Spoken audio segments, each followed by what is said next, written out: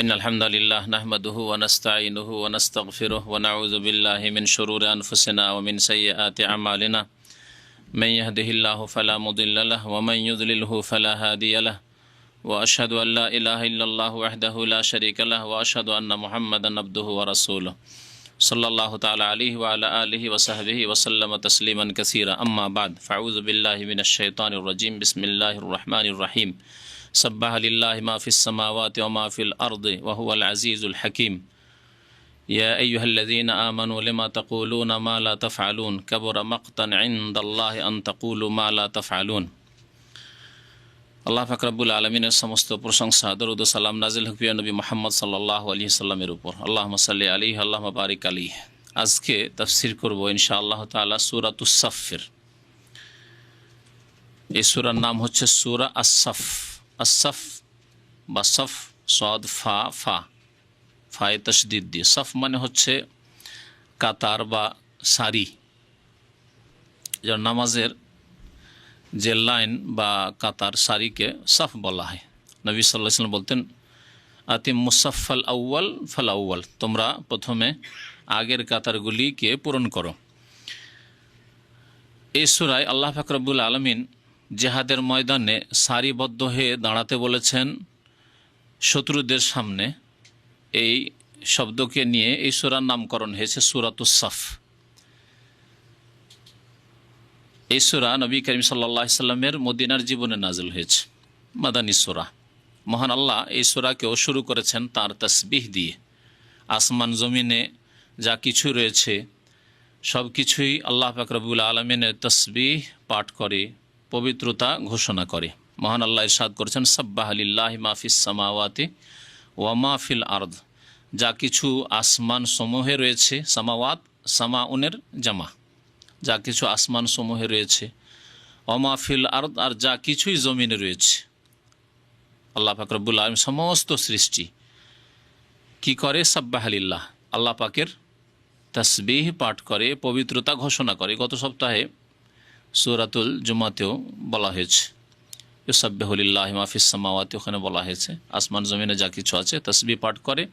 সেই তাসবিহ আমরা বুঝি না, যেমন কোরআনে কারীমের অন্য আয়াতে মহান আল্লাহ বলেছেন ওয়াইন মিন শাইইন ইল্লা ইউসাব্বিহু বিহামদিহি, সূরা বনী ইসরাঈলে আল্লাহ পাক ইরশাদ করেছেন সমস্ত কিছুই আল্লাহ পাক রব্বুল আলামিনের তাসবিহ পাঠ করে, পবিত্রতা ঘোষণা করে। ওয়ালাকিন লা তাফকাহুনা তাসবিহাহুম, তবে তাদের তাসবিহ তোমরা বুঝতে পারো না।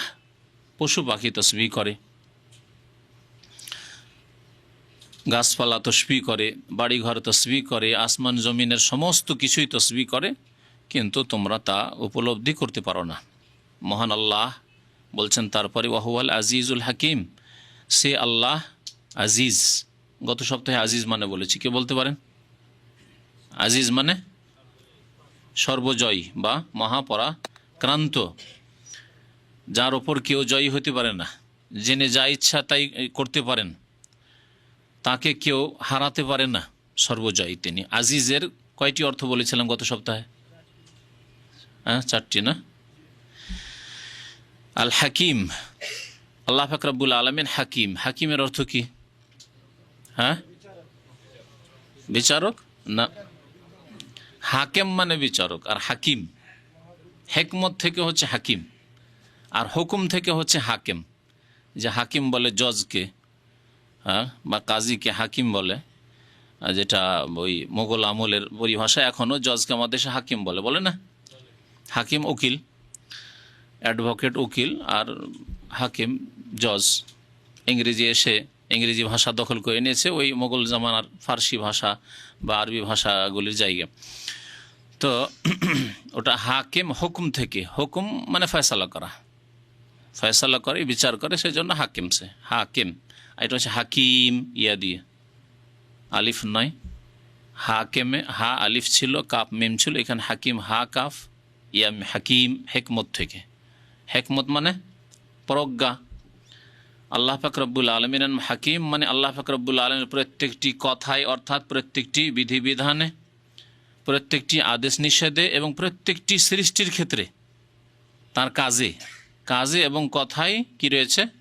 হেকমত রয়েছে, তত্ত্ব রয়েছে, রহস্য রয়েছে, আমরা বুঝি আর না বুঝি, আর জানি আর না জানি, আমাদেরকে অল্পই জ্ঞান দেওয়া হয়েছে। তো আল্লাহ পাক রব্বুল আলমের 99টি নামের একটি নাম আজিজ, আল্লাহ পাক এর আরেকটি নাম হচ্ছে হাকিম। এখানে আল্লাহ পাকের দুইটি নাম আল্লাহ পাক উল্লেখ করেছেন। তারপরে দ্বিতীয় আয়াতে মহান আল্লাহ ইরশাদ করেছেন যে তোমরা যা কিছু বলবে সেই রকম যেন তোমাদের কাজও হয়। বলবে একরকম আর কাজ সেই রকম হবে না, এমন চরিত্রের মানুষ হয়েও না। তোমাদের জীবনে যেন বৈপরীত্য না থাকে।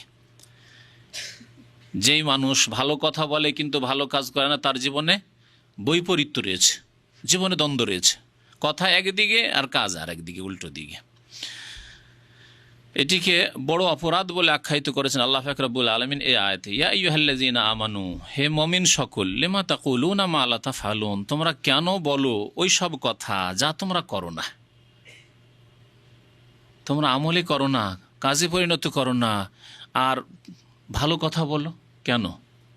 কথা আল্লাহ পাক রব্বুল আম তাফসীরকারগণ বলেছেন যে এই আয়াতের অন্তর্ভুক্ত মানুষের ওয়াদা প্রতিশ্রুতিও। মানুষ যে মানুষের সাথে ওয়াদা করে, আপনি কারো কাছ থেকে টাকা ধার নিলেন, আর বললেন ভাই আপনাকে এই 1 মাসের আগে আগে দিয়ে দেবো, এই 1 মাস শেষ হওয়ার আগে আগে দিয়ে দেবো। তারপরে 1 মাসের জায়গায় কয়েক মাস চলে গেল, ওয়াদা খেলাফি করলেন। এটা কিসের লক্ষণ? মুনাফিকের লক্ষণ। নবী করিম সাল্লাল্লাহু আলাইহি ওয়াসাল্লামের হাদিস রয়েছে, একটি হাদিস রয়েছে 3টি লক্ষণ, তার মধ্যে একটি হচ্ছে এজা ওয়াদা আখলাফা, ওয়াদা করে ওয়াদা ভঙ্গ করে, ওয়াদা খেলাফি করে। ওয়াদা খেলাফি করা এই আয়াতের অন্তর্ভুক্ত কিনা? লিমা তাকুলুনা মা লা তাফআলুন, যা করো না তা বলো কেন? বলেছিলে যে 1 মাসে দিয়ে দেব, ভাই অমুক জায়গায় তোমাকে টাকাটা দিয়ে দেব, অমুক কাজটি তোমার করে দেব, আর তারপরে তা করো না কেন? বলো যা করো না। তাহলে ওয়াদা খেলাফি করাও এই আয়াতের অন্তর্ভুক্ত। যারা ওয়াদা করে ওয়াদা ভঙ্গ করে তারা এই শাস্তির যোগ্য, যে শাস্তির কথা বা যে আল্লাহ পাকের অসন্তুষ্টির কথা এই আয়াতে আল্লাহ পাক উল্লেখ করেছেন। কাবুরা মাকতান ইনদাল্লাহ, আল্লাহর নিকটে বড়ই নিন্দনীয় বিষয়। মাকতানের শাব্দিক অর্থ হচ্ছে গাজাবান। মাকতান আল্লাহ পাকের অসন্তুষ্টির কারণ, বড়ই অসন্তুষ্টির কারণ, ক্রোধের কারণ। কি বড় অসন্তুষ্টির কারণ বা ক্রোধের কারণ? আনতাকুলু মা লা তাফআলুন, যা করো না তা তোমরা বলে থাকো, কাজে করো না আর বলো ভালো কথা, ওয়াদা পূরণ করো না অথচ ওয়াদা করো। এটি হচ্ছে আল্লাহ পাকের বড় অসন্তুষ্টির কথা। আল্লাহ পাক এর ওপর নারাজ হন, অসন্তুষ্ট হন। এইরকমভাবে যেসব বক্তারা রয়েছে আল্লাহ পাক আমাদের জন্য হেফাজত করেন। এসব এইরকমই যে কোনো মানুষ যারা ভালো কথা বলে, যে কোনো মানুষ যারা ভালো কথা বলে, যদি সেই ভালো কথা মোতাবেক আমল না করে, হ্যাঁ, এইরকমই সিগারেটের ব্যবসায়ীরা, সিগারেটের ব্যবসায়ী ওই প্যাকেটে লিখে রেখেছে এটা স্বাস্থ্যের জন্য ক্ষতিকর, আবার ব্যবসাও করে যাচ্ছে। হ্যাঁ, ব্যবসা বন্ধ করে দাও। হারাম জিনিস, নোংরা জিনিস শরীয়তে, তোমরা শরীয়ত যদি নাই মানো, যদি বেদিন হও, তাহলে বুঝতেই পারছো যে এগুলি মানব জাতির জন্য ধ্বংসাত্মক। সুতরাং কি ব্যবসা, হারাম ব্যবসা আর এই ক্ষতি করবে, ধ্বংসাত্মক ব্যবসা বন্ধ করে দাও। লিমা তাকুলুনা মা লা তাফআলুন, যা করো না তা বলো কেন? ওই রকমই যা করো না তা লিখো কেন? যেমন আপনি যে কাজ করেন না সেই কাজ, ভালো কাজ করেন না অথচ ভালো কথা বলেন, অপরাধ। ঠিক তেমনি ভালো কাজ করেন না আর ভালো কথা যদি লিখেন আপনি। আজকাল অনেক রাইটার আছে, লেখক আছে, ভালো ভালো বই লিখেছে, কিন্তু আমল দেখেন তার আমল ভালো নয়, তার ইবাদত বন্দেগী ভালো নয়, তার আখলাক চরিত্র ভালো নয়, তার আচরণ ভালো নয়। এ সমস্ত শ্রেণীর লোকেরা যারা ভালো কথা বলে অথবা ভালো কথা লিখে আর ভালো কথার উপর আমল করে না, তাদের সম্পর্কে আল্লাহ পাক বলছেন কাবুরা মাকতান ইনদাল্লাহ, আল্লাহর নিকট বড় অসন্তুষ্টির কারণ আন তাকুলু মা লা তাফআলুন, যে তোমরা বলবে এমন কথা যা তোমরা করো না। সুতরাং তাহলে কি করতে হবে? তাহলে কি আমাদের ভালো কথা বলা বন্ধ করে দিতে হবে? যে আমরা যখন করতে পারি না ভালো কাজ, তাহলে ভালো কথা বলবো না, মুখটা বন্ধ করে নিব। হ্যাঁ, বাবা শয়তান, যারা অন্যায় কাজকে দেখে আর বলার ক্ষমতা আছে তারপরে বলে, তার বাবা শয়তান। আর শয়তান আল আখরাস, তাই কি বাবা শয়তান হয়ে যাবে? যে না, নিজে যখন করতে পারি না তো বলে লাভ কি? নিজে বিড়ি ছাড়তে পারি না, সুতরাং আমার ছেলে বিড়ি খেতে লেগেছে, কেমন বলবো, তাই না? তাই করবেন? অনেক পাপিষ্ট লোকেরা আছে, স্বামী স্ত্রী ফিল্ম দেখে, আর নিজেই যখন ফিল্ম দেখি আর ছেলে মেয়েকে আর নিষেধ দিব কি করব? নিজেই যখন চরিত্রহীন ছিলাম, খারাপ কাজ করেছি, অবৈধ সম্পর্ক রেখেছি, অবৈধ টেলিফোন করেছি, আর তো মেয়ের হাতে মোবাইল দিতে অসুবিধে কি? নিজে যেমন অন্যায় কাজ করেছি, কি করে তাকে বাধা দেবো আবার? হ্যাঁ, তাই করবেন নাকি? একজন জ্ঞানী মানুষ নিশ্চয়ই কাজ করবেন না। তাহলে আল্লাহ পাক রব্বুল আলামিন যে কোরআনে কারিমে ইরশাদ করেছেন, এর উদ্দেশ্য কি এই যে তোমরা যখন আমল করতে পারো না ভালো, তাহলে ভালো কথা বলাই বন্ধ করে দাও? হ্যাঁ, বক্তব্য দেওয়াই বন্ধ করে দাও নাকি? এ উদ্দেশ্য না, কখনো এই উদ্দেশ্য না। উদ্দেশ্য তাহলে কি? উদ্দেশ্য হচ্ছে যে ভালো কথা যেমন বলছো তেমনি ভালো কাজ করো, ভালো আমল করো, বরং কথা বলার আগে নিজে বাস্তবায়ন করো। যেই কাজগুলির কথা বলছো, যে আমলের কথা বলছো, যে ভালো চরিত্রের কথা বলছো, ভালো ইবাদতবন্দির কথা বলছো, ফজর নামাজের জন্য উৎসাহিত করছো, সেই ক্ষেত্রে আগে নিজেকে উৎসাহিত করো, ভালো কাজ করো, তারপরে ভালো কাজের আদেশ দাও। নবী করিম সাল্লাল্লাহু আলাইহি সাল্লামের হাদিস সহিহ বুখারীতে রয়েছে যে কিয়ামতের দিনে এক শ্রেণীর লোককে আযাব হবে, জাহান্নামে আযাব হবে। গত সপ্তাহে হাদিসটি এশার নামাজের পরে যে বুখারীর আমাদের দর্শ আছে তাতে হাদিসটি এর ব্যাখ্যা করা হয়েছে, মনে আছে? হ্যাঁ, ওই লোককে আযাব দেওয়া হবে, তার নাড়ি ভুঁড়ি সব বেরিয়ে যাবে, আর নাড়ি ভুঁড়ি চারিদিকে সে ঘুরতে থাকবে, চক্কর লাগাতে থাকবে। এই তামাশা দেখার জন্য অন্য অন্য জাহান্নামী যারা জাহান্নামে জ্বলছে তামাশা দেখার জন্য সব হাজির হয়ে যাবে। যে আশ্চর্য দৃশ্য, এ কী ব্যাপার? নাড়ি ভুঁড়ি লোকটির বেরিয়ে গেছে আর ওর চারিদিকে সে চক্কর লাগাচ্ছে গাধার মতো। গাধা যেমন চক্কর লাগায় ঘানিতে, বা গাধা দিয়ে কেউ কেউ বলছে যে তারা প্রাচীন যুগে গম পিষত, গম ভাঙা যেমন আজকাল মেশিন হয়েছে। আমরা ছোটোকালে দেখেছি ওই সরষা থেকে তেল বের করতো ঘানিতে, কলুর বলদ ঘুরতেই থাকতো। এইরকম আযাব হইতে থাকবে জাহান্নামে। সমস্ত জাহান্নামীরা, তাদের মধ্যে অনেকে পরিচিত, ওই লোককে চেনে, ওই বক্তাকে চেনে, ওই ওয়াদাকারীকে চেনে, ওই লেখককে চেনে, ওই সমাজের প্রভাবশালী মানুষ, নেতা, চেয়ারম্যান, আজকাল রাজনৈতিক বড় বড় বক্তারা রয়েছে, তারা ভালো ভালো কথা বলে, কিন্তু নিজে আমলি জীবনে একেবারে জিরো। অনেকেই এই অবস্থায় রয়েছে। তাদের তামাশা দেখার জন্য সবাই চেনে ওই লোককে, চলে আসবে আর এসে বলবে যে ইয়া ফলান, হে অমুক, আপনি কি আমাদেরকে ভালো কাজের আদেশ করতেন না? আপনি তো ভালো ভালো কথা বলতেন, সমাজ কল্যাণমূলক কাজ করতে হবে, জাতির জন্য কাজ করতে হবে, দেশের স্বার্থে কাজ করতে হবে, যারা ইসলামিক বক্তা নামাজ পড়তে হবে, নামাজের হেফাজত করতে হবে, ফজরের গুরুত্ব আপনার কাছে শুনেছিলাম, আপনি অনেক কিছুই বলতেন, ইসলামিক পরিবার গঠন করতে হবে, ছেলেমেয়েদেরকে ইসলামিক শিক্ষায় শিক্ষিত করতে হবে। আর আপনি এই অবস্থা, আজকে এই আযাব হচ্ছে কেন? আপনি তো ভালো কথা বলতেন আমাদেরকে, আর অন্যায় কাজে বাধা দিতেন, সুদ, ঘুষ, হারাম, শিরক, বিদআত থেকে নিষেধ করতেন। তখন ওই জাহান্নামে যে শাস্তি হচ্ছে যে লোকটিকে, ও জাহান্নামে অন্যান্য জাহান্নামীদেরকে জবাব দেবে যে আমি তোমাদেরকে ভালো আদেশ করতাম কিন্তু ভালো কাজ আমি করতাম না, আর তোমাদেরকে অন্যায় কাজে বাধা দিতাম, অন্যায় কাজ করতে নিষেধ করতাম, কিন্তু ওয়া আতিহে, ওই অন্যায় কাজগুলি আমি করে ফেলতাম, ওই পাপ করতাম। তোমাদের বলতাম ফিল্ম দেখিও না, সিরিয়াল দেখিও না, আর আমি ঘরে গেলে তাই করতাম। তো ইন্টারনেটে খারাপ সাইটগুলি ভিজিট করিও না, ইন্টারনেটে খারাপ ছবি দেখিও না, ওই খারাপ দিকে যেও না, আর আমি লুকিয়ে লুকিয়ে দেখতাম। সুবহানাল্লাহ। আজকালকার জামানে বিশেষ করে এইরকম অনেক শিক্ষিত লোকের আছে, ভালো ভালো কথা বলে ছেলে মেয়েদেরকে, তারপরে জাতিকে, জাতির উদ্দেশ্যে যখন বক্তব্য দেয়, এই ইন্টারনেট আমাদের জাতিকে, আমাদের যুব জেনারেশনকে ধ্বংস করে দিল, সুতরাং সতর্ক থাকবেন, আর নিজেই ডুবে আছে ইন্টারনেটের পাপে।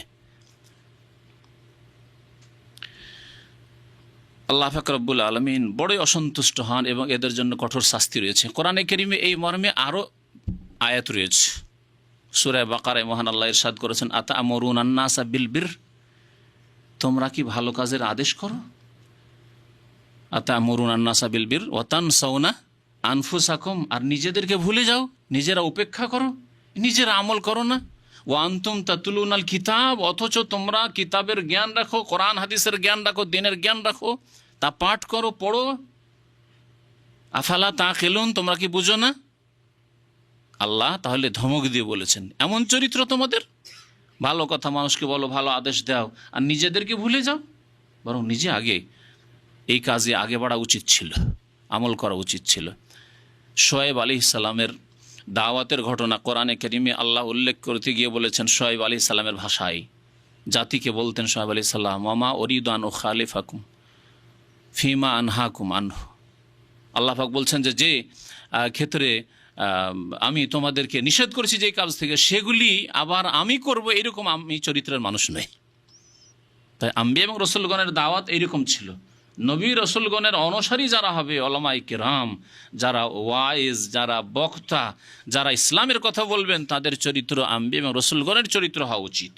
যে এমন কাজ আমি করতে পারি না যেই ক্ষেত্রে তোমাদেরকে আমি বাধা দিচ্ছি, আমি নিষেধ করছি, আমি পাপ করতে নিষেধ করছি, আমি শিরক বিদআতে নিষেধ করছি, আমি দুনিয়ামুখী, দুনিয়ালোভী হইতে দুনিয়ার দিকে ছুটতে নিষেধ করছি, অন্যায়ভাবে দুনিয়া উপার্জন করবে না, আর আমি দুনিয়ায় ডুবে যাব। আমি বলছি যে ইসলামিক পরিবার গঠন করো, আর আমি ইসলামিক পরিবার গঠন করার চেষ্টা করব না। এইরকম চরিত্র আম্বিয়া রসুলগণের নয়, আলেম আলমাদের চরিত্র এরকম হওয়া উচিত নয়। এমনকি আপনি অভিভাবক হিসাবে শুধু আলেমদের ওপরে সব কিছু চাপিয়ে দেবেন না। আপনি ছেলে মেয়েদের অভিভাবক, আপনি আপনার স্ত্রীর মালিক, এই ক্ষেত্রেও আপনি এই চরিত্রের মানুষ হবেন না যে আপনি চরিত্রহীন, আপনার নামাজি গাফিলতি, আপনার আল্লাহ পাক রব্বুল আলামিনের ফরজ অজেব বিধিবিধান পালন করার ক্ষেত্রে অলসতা, আর আপনি ভালো ভালো কথা বলেন, কোনো কাজ হবে না এতে।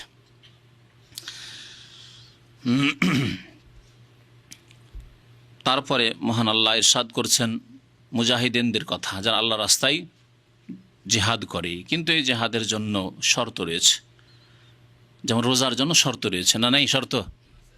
রোজা রাখার জন্য শর্ত আছে না নেই? না বিনা শর্তে সকলকে রোজা রাখতে হবে? প্রথম শর্ত হচ্ছে রোজা রাখার জন্য মুসলিম হইতে হবে। তাহলে একজন যদি অমুসলিম এসে বলে যে ভাই আমি রোজা রাখতে চাই, কারণ রোজা রাখতে খুব ভালো লাগে, আর আপনাদের রোজা খুব ভালো লাগে। এখানে আমাদের খ্রিস্টান আসতো, চিটাগাঙের খ্রিস্টান, সে দীর্ঘদিন দর্শে বসতো, যারা পুরাতন ছাত্র চেনেন অনেকে, রোজা রাখতো রমজান মাস, কয়েক বছর ধরে সে আসত, কিন্তু ইসলাম কবুল করার তৌফিক হইল না। তাকে কি বলবো? এ রোজা রাখায় লাভ নেই, ইমানবিহীন, বিশ্বাসবিহীন, ইমান ছাড়া, নামাজ ছাড়া রোজা রেখে লাভ নেই। জি, তাহলে প্রথম শর্ত হচ্ছে রোজা রাখার জন্য মুসলিম হইতে হবে। দ্বিতীয় শর্ত, বালেগ, সাবালক হইতে হবে। তাই নাবালক রোজা রাখার চাপ সৃষ্টি করে রোজা রাখাবো না। যদি পারে ভালো কথা, 10 বছর 12 বছরের ছেলে সাবালক এখনো হয়নি, যদি রোজা রাখতে পারে তো ভালো কথা, কিন্তু চাপ সৃষ্টি করে রোজা রাখতে হবে ফরজ না। তারপরে সুস্থ মুশকিল, পাগলকে বলবো না রোজা রাখো, পাগলের কোনো শরীয়তের দায়িত্ব নেই, আল্লাহ পাক তাকে মাফ করেছে যতক্ষণ পর্যন্ত তার জ্ঞান ফিরে না আসবে। তারপরে মহিলাদেরও রোজা আছে। শরীয়তি যে ওজরগুলি আছে সে ওজর মুক্ত হইতে হবে। আপনি মুসাফির আছেন, তাহলে চাপ সৃষ্টি করে রোজা রাখতে বলা যাবে না, বরং মুসাফির যদি কষ্ট হয় রোজা রাখতে, তাহলে রোজা রাখলেই গুনাহ হবে, বরং যদি সফরে কষ্ট হয়। এইরকম অসুস্থ, খুব অসুস্থ, রোজা রাখলে আরও প্রাণনাশের ভয় আছে, অথবা রোগ বৃদ্ধি হওয়ার ভয় আছে, তো রোজা রাখতে বলবো নাকি? বরং নিষেধ করব। তাহলে রোজা রাখার জন্য শর্ত আছে, নামাজের জন্য শর্ত আছে না নেই? ওই রকম নামাজের জন্য শর্ত আছে, হজের জন্য শর্ত আছে না নেই? শর্ত আছে। আপনার কাছে টাকা নেই, পয়সা নেই, কিন্তু হজ করার চরম বড় আকাঙ্ক্ষা, বেরিয়ে গেলেন রাস্তায়, 1 পয়সাও পকেটের নেই, তারপরে গাড়িতে বাসে চেপে গেলেন, বাসওয়ালা বলছে টিকিট, বলছে টিকিট আবার কি, আমার আকাঙ্ক্ষা হজ করবো ভাই, আমাকে ফিরিয়ে নিয়ে চলেন, হইল।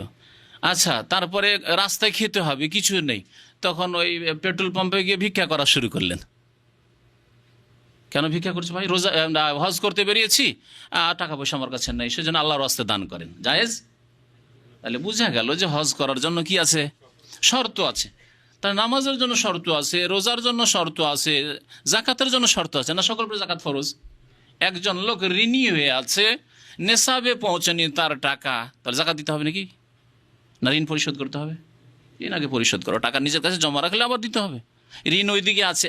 এক শ্রেণীর লোক আজকাল আছে এরকম, ও ঋণও পরিশোধ করছে না আর বলছে আমার ওপর 5 লাখ টাকা ঋণ আছে আর আমার কাছে 3 লাখ টাকা আছে, আমাকে কি জাকাত লাগবে? কারণ এই টাকা তো ঋণে ডুবে যাবে ঋণ পরিশোধ করলে, তাহলে আমি কেন জাকাত দেব? কি বলবেন ওকে? সুবিধাবাদী মুসলিম। ঋণও পরিশোধ করবে না, জালেম ওইদিকে। নবী সাল্লাল্লাহু আলাইহি ওয়াসাল্লাম মাতলুল গানি যুলমুন, জালেম এমনি বলিনি। নবী করিম সাল্লাল্লাহু বলেছেন সচ্ছল ব্যক্তি যদি টালবাহানা করে আর ঋণ পরিশোধ না করে তো এটা তার জুলম, সে জালেম। আপনার কাছে 3 লক্ষ টাকা আছে, নিজের ব্যবসাকে ঠিক রেখেছেন আর ঋণ পরিশোধ করছেন না, আর বলছে যে জাকাত কি জন্য দেবো? আমার তো 5 লাখ টাকা ঋণ আছে আমার ওপর, এত টাকা আমার লোন আছে আমার ওপর। না, আপনার কাছে যখন টাকা আছে জমা, 1 বছর ধরে জমা থাকছে আপনার কাছে, ঋণ পরিশোধ হয় করে দেন বছর পুরা হওয়ার আগে, আর না হলে বছর পুরা হলে আপনাকে জাকাত দিতে হবে।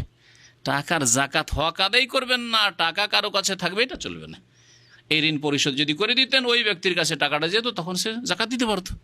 আপনি কার হক নষ্ট করছেন? আল্লাহর হক নষ্ট করছেন, মারতে চাইছেন, আর ফকিরের হক নষ্ট করতে চাইছেন। তাহলে প্রত্যেক ইবাদত বন্দেগীর ক্ষেত্রে কি আছে? শর্ত আছে। জিহাদ ইবাদত না ইবাদত নয়? ইবাদত। তাহলে শর্ত আছে না নেই? জিহাদের জন্য শর্ত আছে।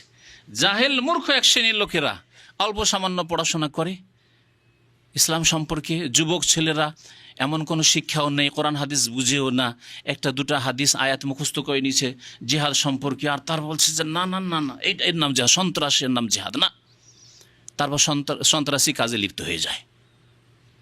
শর্ত আছে, নামাজের জন্য শর্ত, রোজার জন্য শর্ত, হজের জন্য শর্ত, জাকাতের জন্য শর্ত, সমস্ত ইবাদত বন্দেগী হুকুম আহকামের জন্য যখন শর্ত আছে, এই শর্ত পুরা যদি হয় আপনার কাছে, তাহলে সেই ইবাদত আপনার ফরজ বা সেই ইবাদতগুলি আপনি আদায় করবেন। তেমনই জিহাদ ফি সাবিলিল্লাহর ক্ষেত্রেও শর্ত আছে।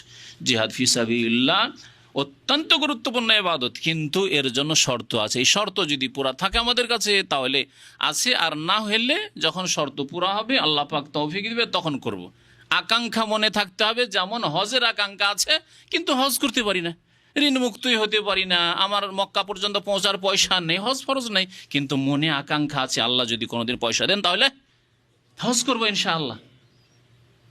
আশা করি স্পষ্ট। তাহলে কোরআনে কারিমে যে জিহাদের বিষয়গুলি রয়েছে ঠিক তেমনই শর্ত পুরা করতে হবে। তার মধ্যে প্রথম শর্ত হচ্ছে যে ইন্নামাল ইমাম ও জুন্না, মুসলিম ইমাম হইতে হবে, শাসক হইতে হবে, যিনি আদেশ করবেন যে চলো আল্লাহ রাস্তায় এখন জেহাদ করতে হবে।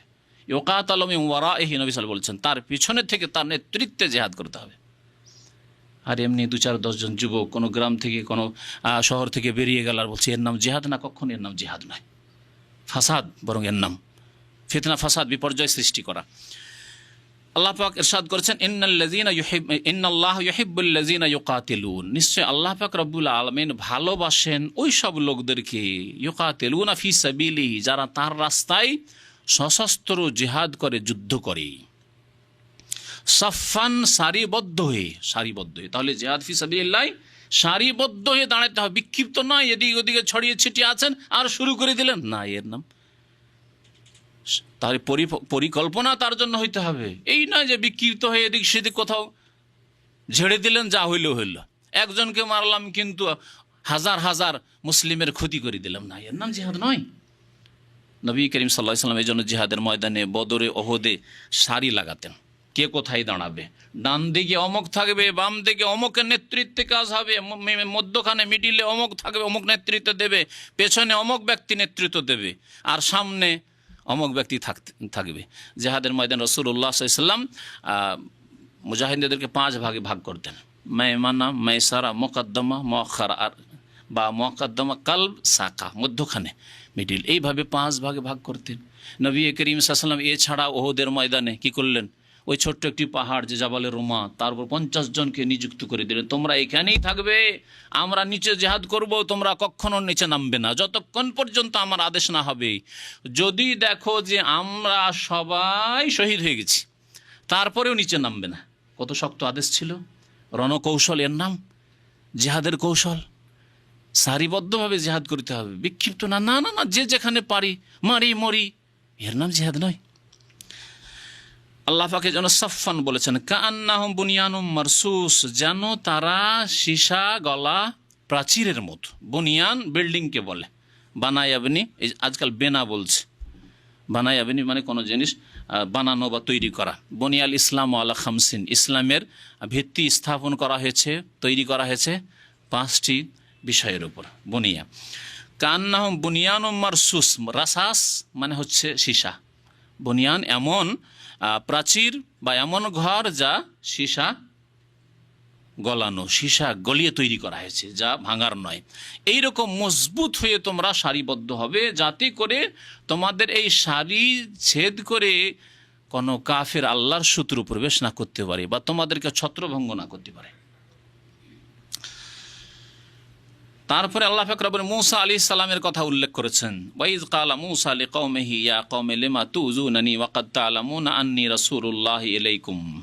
আপনারা সামনের দিকে চলে আসেন। স্মরণ করো, এই ওয়াইজ যেখানে কোরআনে কারীমের আয়াত আছে সেখানে অনুবাদকরা স্মরণ করো লিখেছেন, আমরা বলি স্মরণ করো, কারণ এখানে একটি শব্দ উজ্জ আছে, ওয়াজকুর।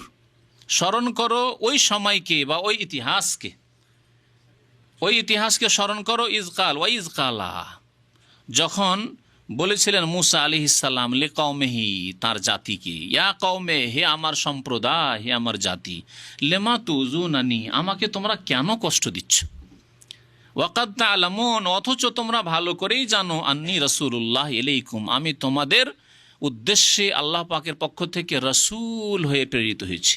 আমি সাধারণ মানুষ নই তোমাদের মতো, আমি আল্লাহর পক্ষ থেকে রাসূল হয়ে আদিষ্ট হয়েছি তোমাদের রিসালাত, আল্লাহর সংবাদ, আসমানের বিধান পৌঁছে দেওয়ার জন্য। আমাকে কেন কষ্ট দিচ্ছ? কি কষ্ট দিয়েছিল তারা? গত সপ্তাহে বলেছিলাম না, ঘটনা বলিনি? মূসা আলাইহিস সালামের গোসল করার কথা, আর পাথর পালাইতে শুরু করলো কাপড় নিয়ে, বলেছিলাম গত সপ্তাহে। কষ্ট দিত তারা কথার দ্বারা, যে মূসা আলাইহিস সালাম আমাদের সামনে কেন গোসল করেন না? আমরা সেই জামানায় উলঙ্গ হয়ে গোসল করা হয়তো জায়েজ ছিল, যদি পুরো উলঙ্গ হয়ে গোসল করে, হতে পারে আগের দিনে অনেক কিছু জায়েজ ছিল।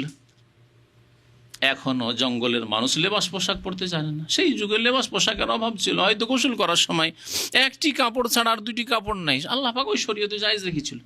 কিন্তু ইসলামী শরীয়তে নবী করিম সাল্লাল্লাহু আলাইহি সাল্লাম যে দিন, যে কোরআন নিয়ে এসেছেন এই শরীয়তে, এই হাদিসে, উলঙ্গ হওয়া কোনো স্ত্রী ছাড়া বা স্ত্রীর স্বামী ছাড়া অন্য কারো সামনে, হ্যাঁ, সাবালক মানুষের জায়েজ নয়, হারাম, হারাম। লজ্জা স্থান আবৃত করা ফরজ। তো তারা কষ্ট দিত বিভিন্ন ভাবে, বিভিন্ন কথা বললে। কেউ বলতো না সাদা রোগ আছে, কেউ বলতো যে কুষ্ঠরোগী সেজন্য ঢেকে রাখে, কেউ বলতো যে না তার একসেরা আছে, একটি অন্ডকোষ বড় আছে, ইত্যাদি নানা রকমের কথাবার্তা বলতো। লিমা তুযুনানি, বললেন মূসা আলাইহিস সালাম জাতিকে, আমাকে তোমরা কষ্ট কেন দিচ্ছ তোমাদের এই কথার দ্বারা? কথার কষ্ট বেশি কষ্ট, অস্ত্রের কষ্টের চাইতে কথার কষ্ট বেশি কষ্ট। ওয়া ক্বাদ তা'লামুন, অথচ জানছো যে আমি আল্লাহর রাসূল। যিনি আল্লাহ রাসূল, তার মধ্যে এরকম ত্রুটি থাকতে পারে? কখনো থাকতে পারে না। আল্লাহ পাক শ্রেষ্ঠ ব্যক্তিকে গঠনের দিক থেকে, ইমানের দিক থেকে, চরিত্রের দিক থেকে, সার্বিক দিক থেকে যিনি পরিপূর্ণ, তাকেই রাসূল করে প্রেরণ করেন। এই জন্য কোনো নবী রাসূলকে আপনি খোঁড়া পাবেন না, কোনো নবী রাসূলকে অন্ধ পাবেন না, হ্যাঁ, পাবেন না। মূসা আলাইহিস সালামের ভাষায় প্রথম জড়তা ছিল, দোয়া করলেন তিনি, ক্বালা রাব্বি ইশরাহ লি সাদরি ওয়া ইয়াসসির লি আমরি ওয়াহলুল উকদাতাম মিন লিসানি ইয়াফকাহু কওলি। আল্লাহ পাক দোয়া কবুল করলেন। আপনি কি মনে করেন যে নবী রাসূল হওয়ার পরে, এই দোয়া করার পরেও তার ভাষায় জড়তা ছিল? না, কখনো ছিল না। ফালাম্মা জাগু, তারপরে এই বনি ইসরাইলরা, মূসা আলাইহিস সালামের জাতি বনি ইসরাইল, এরা যখন বক্রপথ অবলম্বন করলো, জাগা ইয়াজিগো মানে বাঁকা হয়ে যাওয়া, তারা যখন বক্রপথ অবলম্বন করলো বা বাঁকা হয়ে গেল, আযাগাল্লাহু কুলুবাহুম, আল্লাহ তাদের অন্তরকে, হৃদয়কেও বাঁকা করে দিলেন। তাহলে আল্লাহ পাক কোনো জাতিকে বাঁকা করেন না যতক্ষণ পর্যন্ত সেই জাতি নিজেই বাঁকা পথে না চলে যায়। কোরআনে কারীমে এই বিষয়টি বিভিন্ন ভঙ্গিমাতে আল্লাহ পাক উল্লেখ করেছেন, ইন্নাল্লাহা লা ইউগাইয়িরু মা বিকওমিন হাত্তা ইউগাইয়িরু মা বিআনফুসিহিম। আল্লাহ অতক্ষণ পর্যন্ত কোনো জাতির অবস্থা পরিবর্তন করে না যতক্ষণ তারা নিজেকে পরিবর্তন না করে নেয়। তাহলে ভালো হয়ে আছে কোনো জাতি, আল্লাহ কখনো তাদের উপর আযাব নাযিল করেন না, তাদেরকে বাঁকা করে দেন না যতক্ষণ পর্যন্ত তারা নিজেরাই খারাপ পথে না চলে যায়। ওই রকমই সংশোধনের ক্ষেত্রে কোনো খারাপ জাতি, বদ জাতি, আল্লাহর নাফরমান জাতি, অতক্ষণ পর্যন্ত আল্লাহ তাদের অবস্থার পরিবর্তন করবেন যতক্ষণ পর্যন্ত তারা ভালো পরিবর্তন নিয়ে এসে সংশোধন না করবে। আল্লাহ পাকের কোরআনের নীতিমালা, আপনি আমি পরিবর্তন নিয়ে আসি, আল্লাহ পাক পরিবর্তন নিয়ে আসবেন। তাই আল্লাহ পাক বলছেন ফালাম্মা যাগু আযাগ আল্লাহু কুলুবাহুম, তারা যখন বাঁকা পথ অবলম্বন করলো আল্লাহ তাদের অন্তরকে বাঁকা করে দিলেন শাস্তি স্বরূপ। ওয়াল্লাহু লা ইয়াহদিল কওমাল ফাসিকিন, মহান আল্লাহ নাফরমান জাতি, বিরুদ্ধাচরণকারী জাতিকে হিদায়াত করেন না, পথ প্রদর্শন করেন না।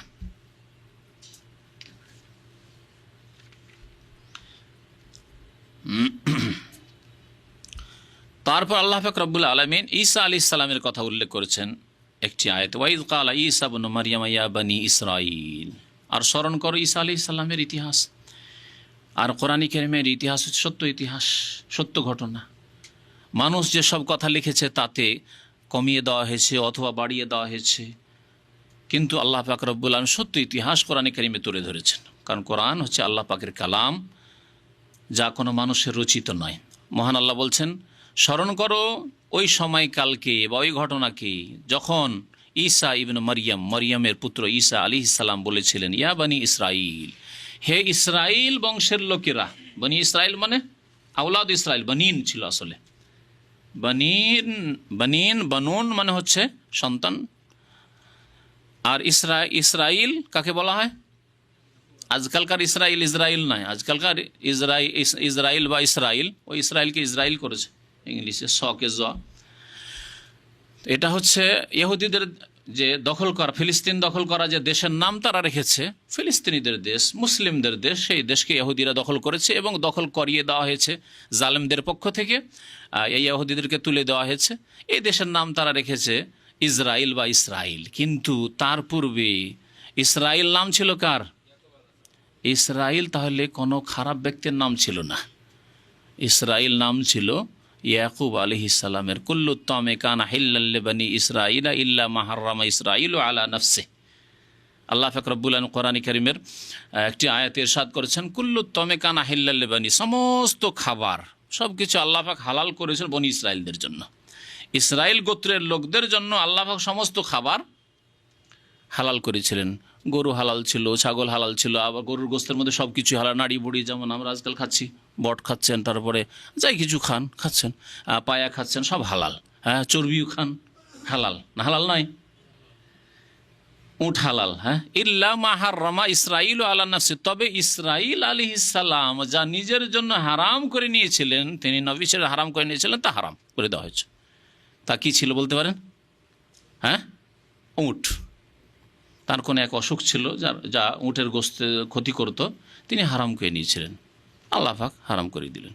তাহলে ইল্লা মা হাররামা, যা ইসরাইল হারাম করেছিলেন, অর্থাৎ ইসরাইল আলাইহিস সালাম, তিনি কে? ইয়াকুব আলাইহিস সালাম। তো ইয়াকুব আলাইহিস সালামের অপর নাম হচ্ছে ইসরাইল। ইয়াবানি ইসরাইল আলাইহিস সালামের সন্তান মানে ইয়াকুব আলাইহিস সালামের বংশ পরম্পরা, যারা যেসব জাতি পৃথিবীতে এসেছে তাদেরকে বলা হয়েছে। মূসা আলাইহিস সালামের অনুসারীরা, সেই দেশের লোকেরা, যে জাতির জন্য তিনি প্রেরিত হয়েছিলেন। ঈসা আলাইহিস সালাম যে জাতির জন্য প্রেরিত হয়েছিলেন, তারা বনি ইসরাইল। হে বনি ইসরাইল, ইন্নী রাসূলুল্লাহ ইলাইকুম, আমি তোমাদের জন্য আল্লাহ পাকের পক্ষ থেকে রাসূল। মুসাদ্দিকান লিমা বাইনা ইয়াদাইয়া মিনাত তাওরাত, আমি সত্যায়নকারী। লিমা বাইনা ইয়াদাই, যা পূর্বে বা আমার সামনে রয়েছে, মিনাত তাওরাত অর্থাৎ তাওরাত, আমার পূর্বে যে তাওরাত নাযিল হয়েছে, এই তাওরাতের আমি সত্যায়নকারী। অর্থাৎ তাওরাতে যে বিধিবিধানগুলি রয়েছে, সেই বিধিবিধানগুলিকে অক্ষুণ্ণ রেখে সেগুলির প্রতি আমল করো, এর সত্যায়ন করার জন্য আমি এসেছি। ঈসা আলাইহিস সালামের ওপর ইনজিল যে নাযিল হয়েছিল, তাতে ছিল সুসংবাদ, তাতে ছিল বেশ কিছু বিষয়াদি, কিন্তু তার সাথে সাথে তাওরাতের ওপরও আমল করতে বলা হয়েছিল ঈসা আলাইহিস সালামের অনুসারীদেরকে, যে তাওরাতে যা আছে তাতে হুকুম আহকাম বিধিবিধান মাসলা মাসাইল আছে, তার প্রতি আমল করো, যেটাকে আজকালকার ইংরেজি ভাষায় বলা হয় ওল্ড টেস্টামেন্ট, তাওরাতের অংশটাকে, যেটা মূসা আলাইহিস সালাম নাযিল হয়েছে। আর ইনজিলকে বলা হয় নিউ টেস্টামেন্ট, পুরাতন অনুশাসন আর নতুন অনুশাসন। কোরআনে কারীম আগের কিতাবকে যেমন সমস্ত কিতাবকে রহিত করে দিয়েছে, মনসুখ করেছে, ইনজিল দ্বারা তাওরাতকে মনসুখ করা হয়নি। এই আয়াত প্রমাণ করে মুসাদ্দিকাল লিমা বাইনা ইয়াদাই মিনাত তাওরাত, আমার পূর্বে যে তাওরাত নাযিল হয়েছে তার সত্যায়নকারী হিসাবে আমি প্রেরিত হয়েছি। ওয়া মুবাশশিরা, আর সুসংবাদদাতা হিসাবে আমি প্রেরিত হয়েছি। কিসের সুসংবাদদাতা? বিরাসুলিন, একজন রাসূলের সুসংবাদ দেওয়ার জন্য আমি প্রেরিত হয়েছি। ইয়াতি মিন বাদি, যিনি আসবেন আমার পরে, আগমন করবেন আমার পরে। ইসমহু আহমদ, যার নাম হবে আহমদ। কার নাম আহমদ? মুহাম্মদ সাল্লাল্লাহু আলাইহি সাল্লামের নাম হচ্ছে আহমদ। নবী করিম সাল্লাল্লাহু আলাইহি সাল্লামের বহু নাম ছিল। সহিহ বুখারীতে একটি হাদিস রয়েছে যে আমার নাম মুহাম্মদ, আমার নাম আহমদ, দুটি নাম। তারপরে আর কোনো নাম মনে আছে? ও আনাল মাহি আল্লাজি ইয়ামহু বিয়াল কুফরা, আর আমার নাম হচ্ছে আল মাহি। মাহি মানে নিশ্চিহ্নকারী। আমার দ্বারা আল্লাহ পাক কুফরিকে নিশ্চিহ্ন করে দেবেন। দেখেন, মক্কা থেকে কুফরিকে আল্লাহ নিশ্চিহ্ন করে দিয়েছেন, সাফ করে দিয়েছেন। মদিনা থেকে, আরব উপদ্বীপ থেকে আল্লাহ পাক শিরক কুফরিকে নিশ্চিহ্ন করে দিয়েছেন। আর আমার নাম হচ্ছে, আর কোনো নাম মনে আছে ওই হাদিসের? ও আনাল হাসির, আমার নাম হচ্ছে হাসির বা আল হাসির। হাসের মানে সমবেতকারী। আল্লাযী ইউহসারুন নাসু আলা আকিবাই, আমি প্রথম বিচার দিবসে উপস্থিত হব, আমার পিছনে পিছনে সব লোককে সমবেত করা হবে, একত্রিত করা হবে বিচার দিবসে। নবী সাল্লাল্লাহু আলাইহি ওয়াসাল্লামের নাম এই জন্য হাসির। আর একটি নাম উল্লেখ করা হয়েছে ওই হাদিসে, আকিব। হ্যাঁ, ওয়া আনাল আকিব, আর আমার নাম হচ্ছে আল আকিব আল্লাযী লাইসা বাদি নবিয়্যুন, কারণ আমার পরে কোনো নবী আগমন করবেন না। আকিব বলা হয় শেষকে, পরিশেষ, শেষ একেবারে, তারপরে আর কিছু নেই। রাসূলুল্লাহ সাল্লাল্লাহু আলাইহি ওয়াসাল্লামের নাম আকিব, তারপরে আর কোনো নবী আসবে না। সুতরাং এর পরেও যদি কেউ, আর কোরআনে কারীমে রয়েছে খাতামুন নবীন, আল্লাহ পাক নবীকে কি বলেছেন? খাতামুন, সমস্ত নবীদের শেষ তিনি। তারপরে যদি কেউ বলে যে আর কোন নবী আসবে বা এসেছিল, মির্জা গোলাম আহমদ কাদিয়ানী নবী, তাহলে সে মুসলিম নয়, সে মুসলিম নয়। কারণ সেই ব্যক্তি কালেমা তয়্যিবার যে দুটি অংশ রয়েছে, লা ইলাহা ইল্লাল্লাহর শাহাদাত দিতে হবে আর মুহাম্মদ রাসূলুল্লাহর শাহাদাত দিতে হবে। মুহাম্মদ রাসূলুল্লাহর শাহাদাতের অন্তর্ভুক্ত হচ্ছে যে তাকে খাতামুন নবীন হিসাবে বিশ্বাস করতে হবে। তিনি শেষ নবী, তারপর আর কোনো নবী আসবে না। সুতরাং যারাই বলবে যে মির্জা গোলাম আহমদ কাদিয়ানী নবী ছিল, যে কোনো রকমের নবী বলুক না কেন, সে মুসলিম নয়। কারণ সে কলেমার অর্ধেককে অস্বীকার করল। আর যে অস্বীকারী, কাফের মানে কি? কাফের মানে অস্বীকারী। যে দিনের স্পষ্ট বিষয়কে অস্বীকার করবে, নামাজকে অস্বীকার করবে, রোজাকে অস্বীকার করবে, যাকাতকে অস্বীকার করবে, হজকে অস্বীকার করবে, ঠিক না?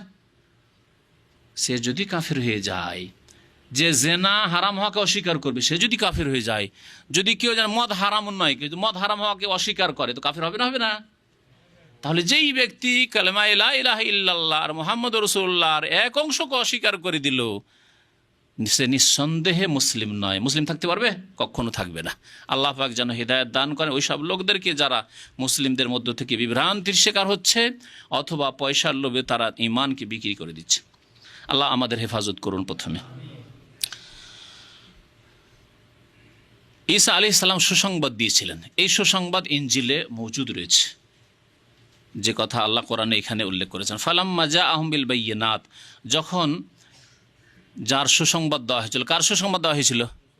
মুহাম্মদ সাল্লাল্লাহু আলাইহি সাল্লাম, আল্লাহ রসুল, এই কথা সুসংবাদ দেওয়া হয়েছিল আমার পরে আসবেন। যখন তিনি আগমন করলেন বিল বায়্যিনাত, সুস্পষ্ট দলিল প্রমাণ নিয়ে, আল কোরআন নিয়ে, এটা বায়্যিনাত।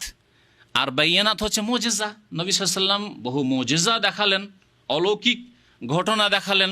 চাঁদ দুটুকরো হইল, মেরাজ তার মুজিজা। কোরআনে কারীম, স্বয়ং কোরআনে কারীমের ভাষা অলংকার রাসূলুল্লাহ সাল্লাল্লাহু আলাইহি ওয়াসাল্লাম মুজিজা।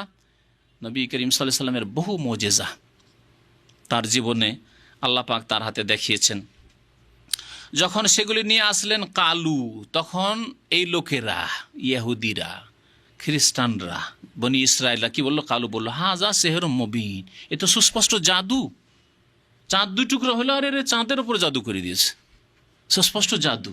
মক্কার কাফেররা যেমন বললো, তেমনি বনি ইসরায়েলদের কাফেররাও তাই বলল, অস্বীকার করলো। আল্লাহ পাক তাদের সম্পর্কে বলছেন অমান আযলামু মিম্মান ইফতারা আলাল্লাহিল কাযিব, ওর চাইতে বড় জালেম আর কি আছে, বা ওদের চাইতে বড় জালেম আর কে হতে পারে, মানে তাদের চাইতে বড় আর জালেম পৃথিবীতে কেউ নেই। কারা তারা? ইফতারা আলাল্লাহিল কাযিব, যার আল্লাহর ওপর মিথ্যা রচনা করেছে। আল্লাহ পাক মুহাম্মদ সাল্লাল্লাহু আলাইহি ওয়াসাল্লামকে রাসূল করে প্রেরণ করলেন, তারা বলল যে না না, জাদুকর, এ তো কাব্য রচনা করছে, শায়ের, এ তো মজনুন, এ তো পাগল, এ তো কাহেন, গণক। অথবা এইরকমই দিন সম্পর্কে, ইসলাম সম্পর্কে, ইসলামের বিধিবিধান সম্পর্কে যে নিজের মন গড়া কথা বলল, বিদাতিরা এর অন্তর্ভুক্ত, যা ইসলামের নেই অথচ ইসলামের মধ্যে ঢুকিয়ে দিল। ওদের চাইতে বড় জালেম আর কি আছে? ইফতার আল্লাহ কাযিবা, আল্লাহ এটা চেয়েছেন, আল্লাহ এটা ভালোবাসেন, আল্লাহ এর ওপর নেকি দিবেন। বিদাতিরা এই আকীদা রাখে না, হ্যাঁ, যে এই কাজ করলে এতে নেকি পাবো, সওয়াবের কাজ করছি। এদের চাইতে বড় জালেম আর কেউ নেই। তাহলে বিদাতি যদি এত বড় জালেম হয়, মুশরিকেরাও রচনা করেছে, আল্লাহর মিথ্যা রচনা করেছে। আল্লাহ তাওহীদ নাযিল করেছেন, একত্ব নাযিল করেছেন। আল্লাহ পাক একমাত্র বলেছেন আল্লাহ তা'বুদু ইল্লা ইয়াহু, তার ছাড়া কারো ইবাদত করিও না, আমি আল্লাহ ছাড়া কারো ইবাদত করিও না। আর তারা শিরিক করলো রুবুবিয়াতে, উলুহিয়াতে। কেউ সেজদা করলো আল্লাহ ছাড়া অন্যকে, কবরকে, মাজারকে, কেউ প্রতিমা পুতুলকে, কেউ গাছপালাকে, কেউ মনে করলো যে গৌস কুতুব আবদাল রয়েছেন, তারা আমাদের উদ্ধার করতে পারেন, তারা পৃথিবীকে ধরে আছেন, রক্ষা করে আছেন।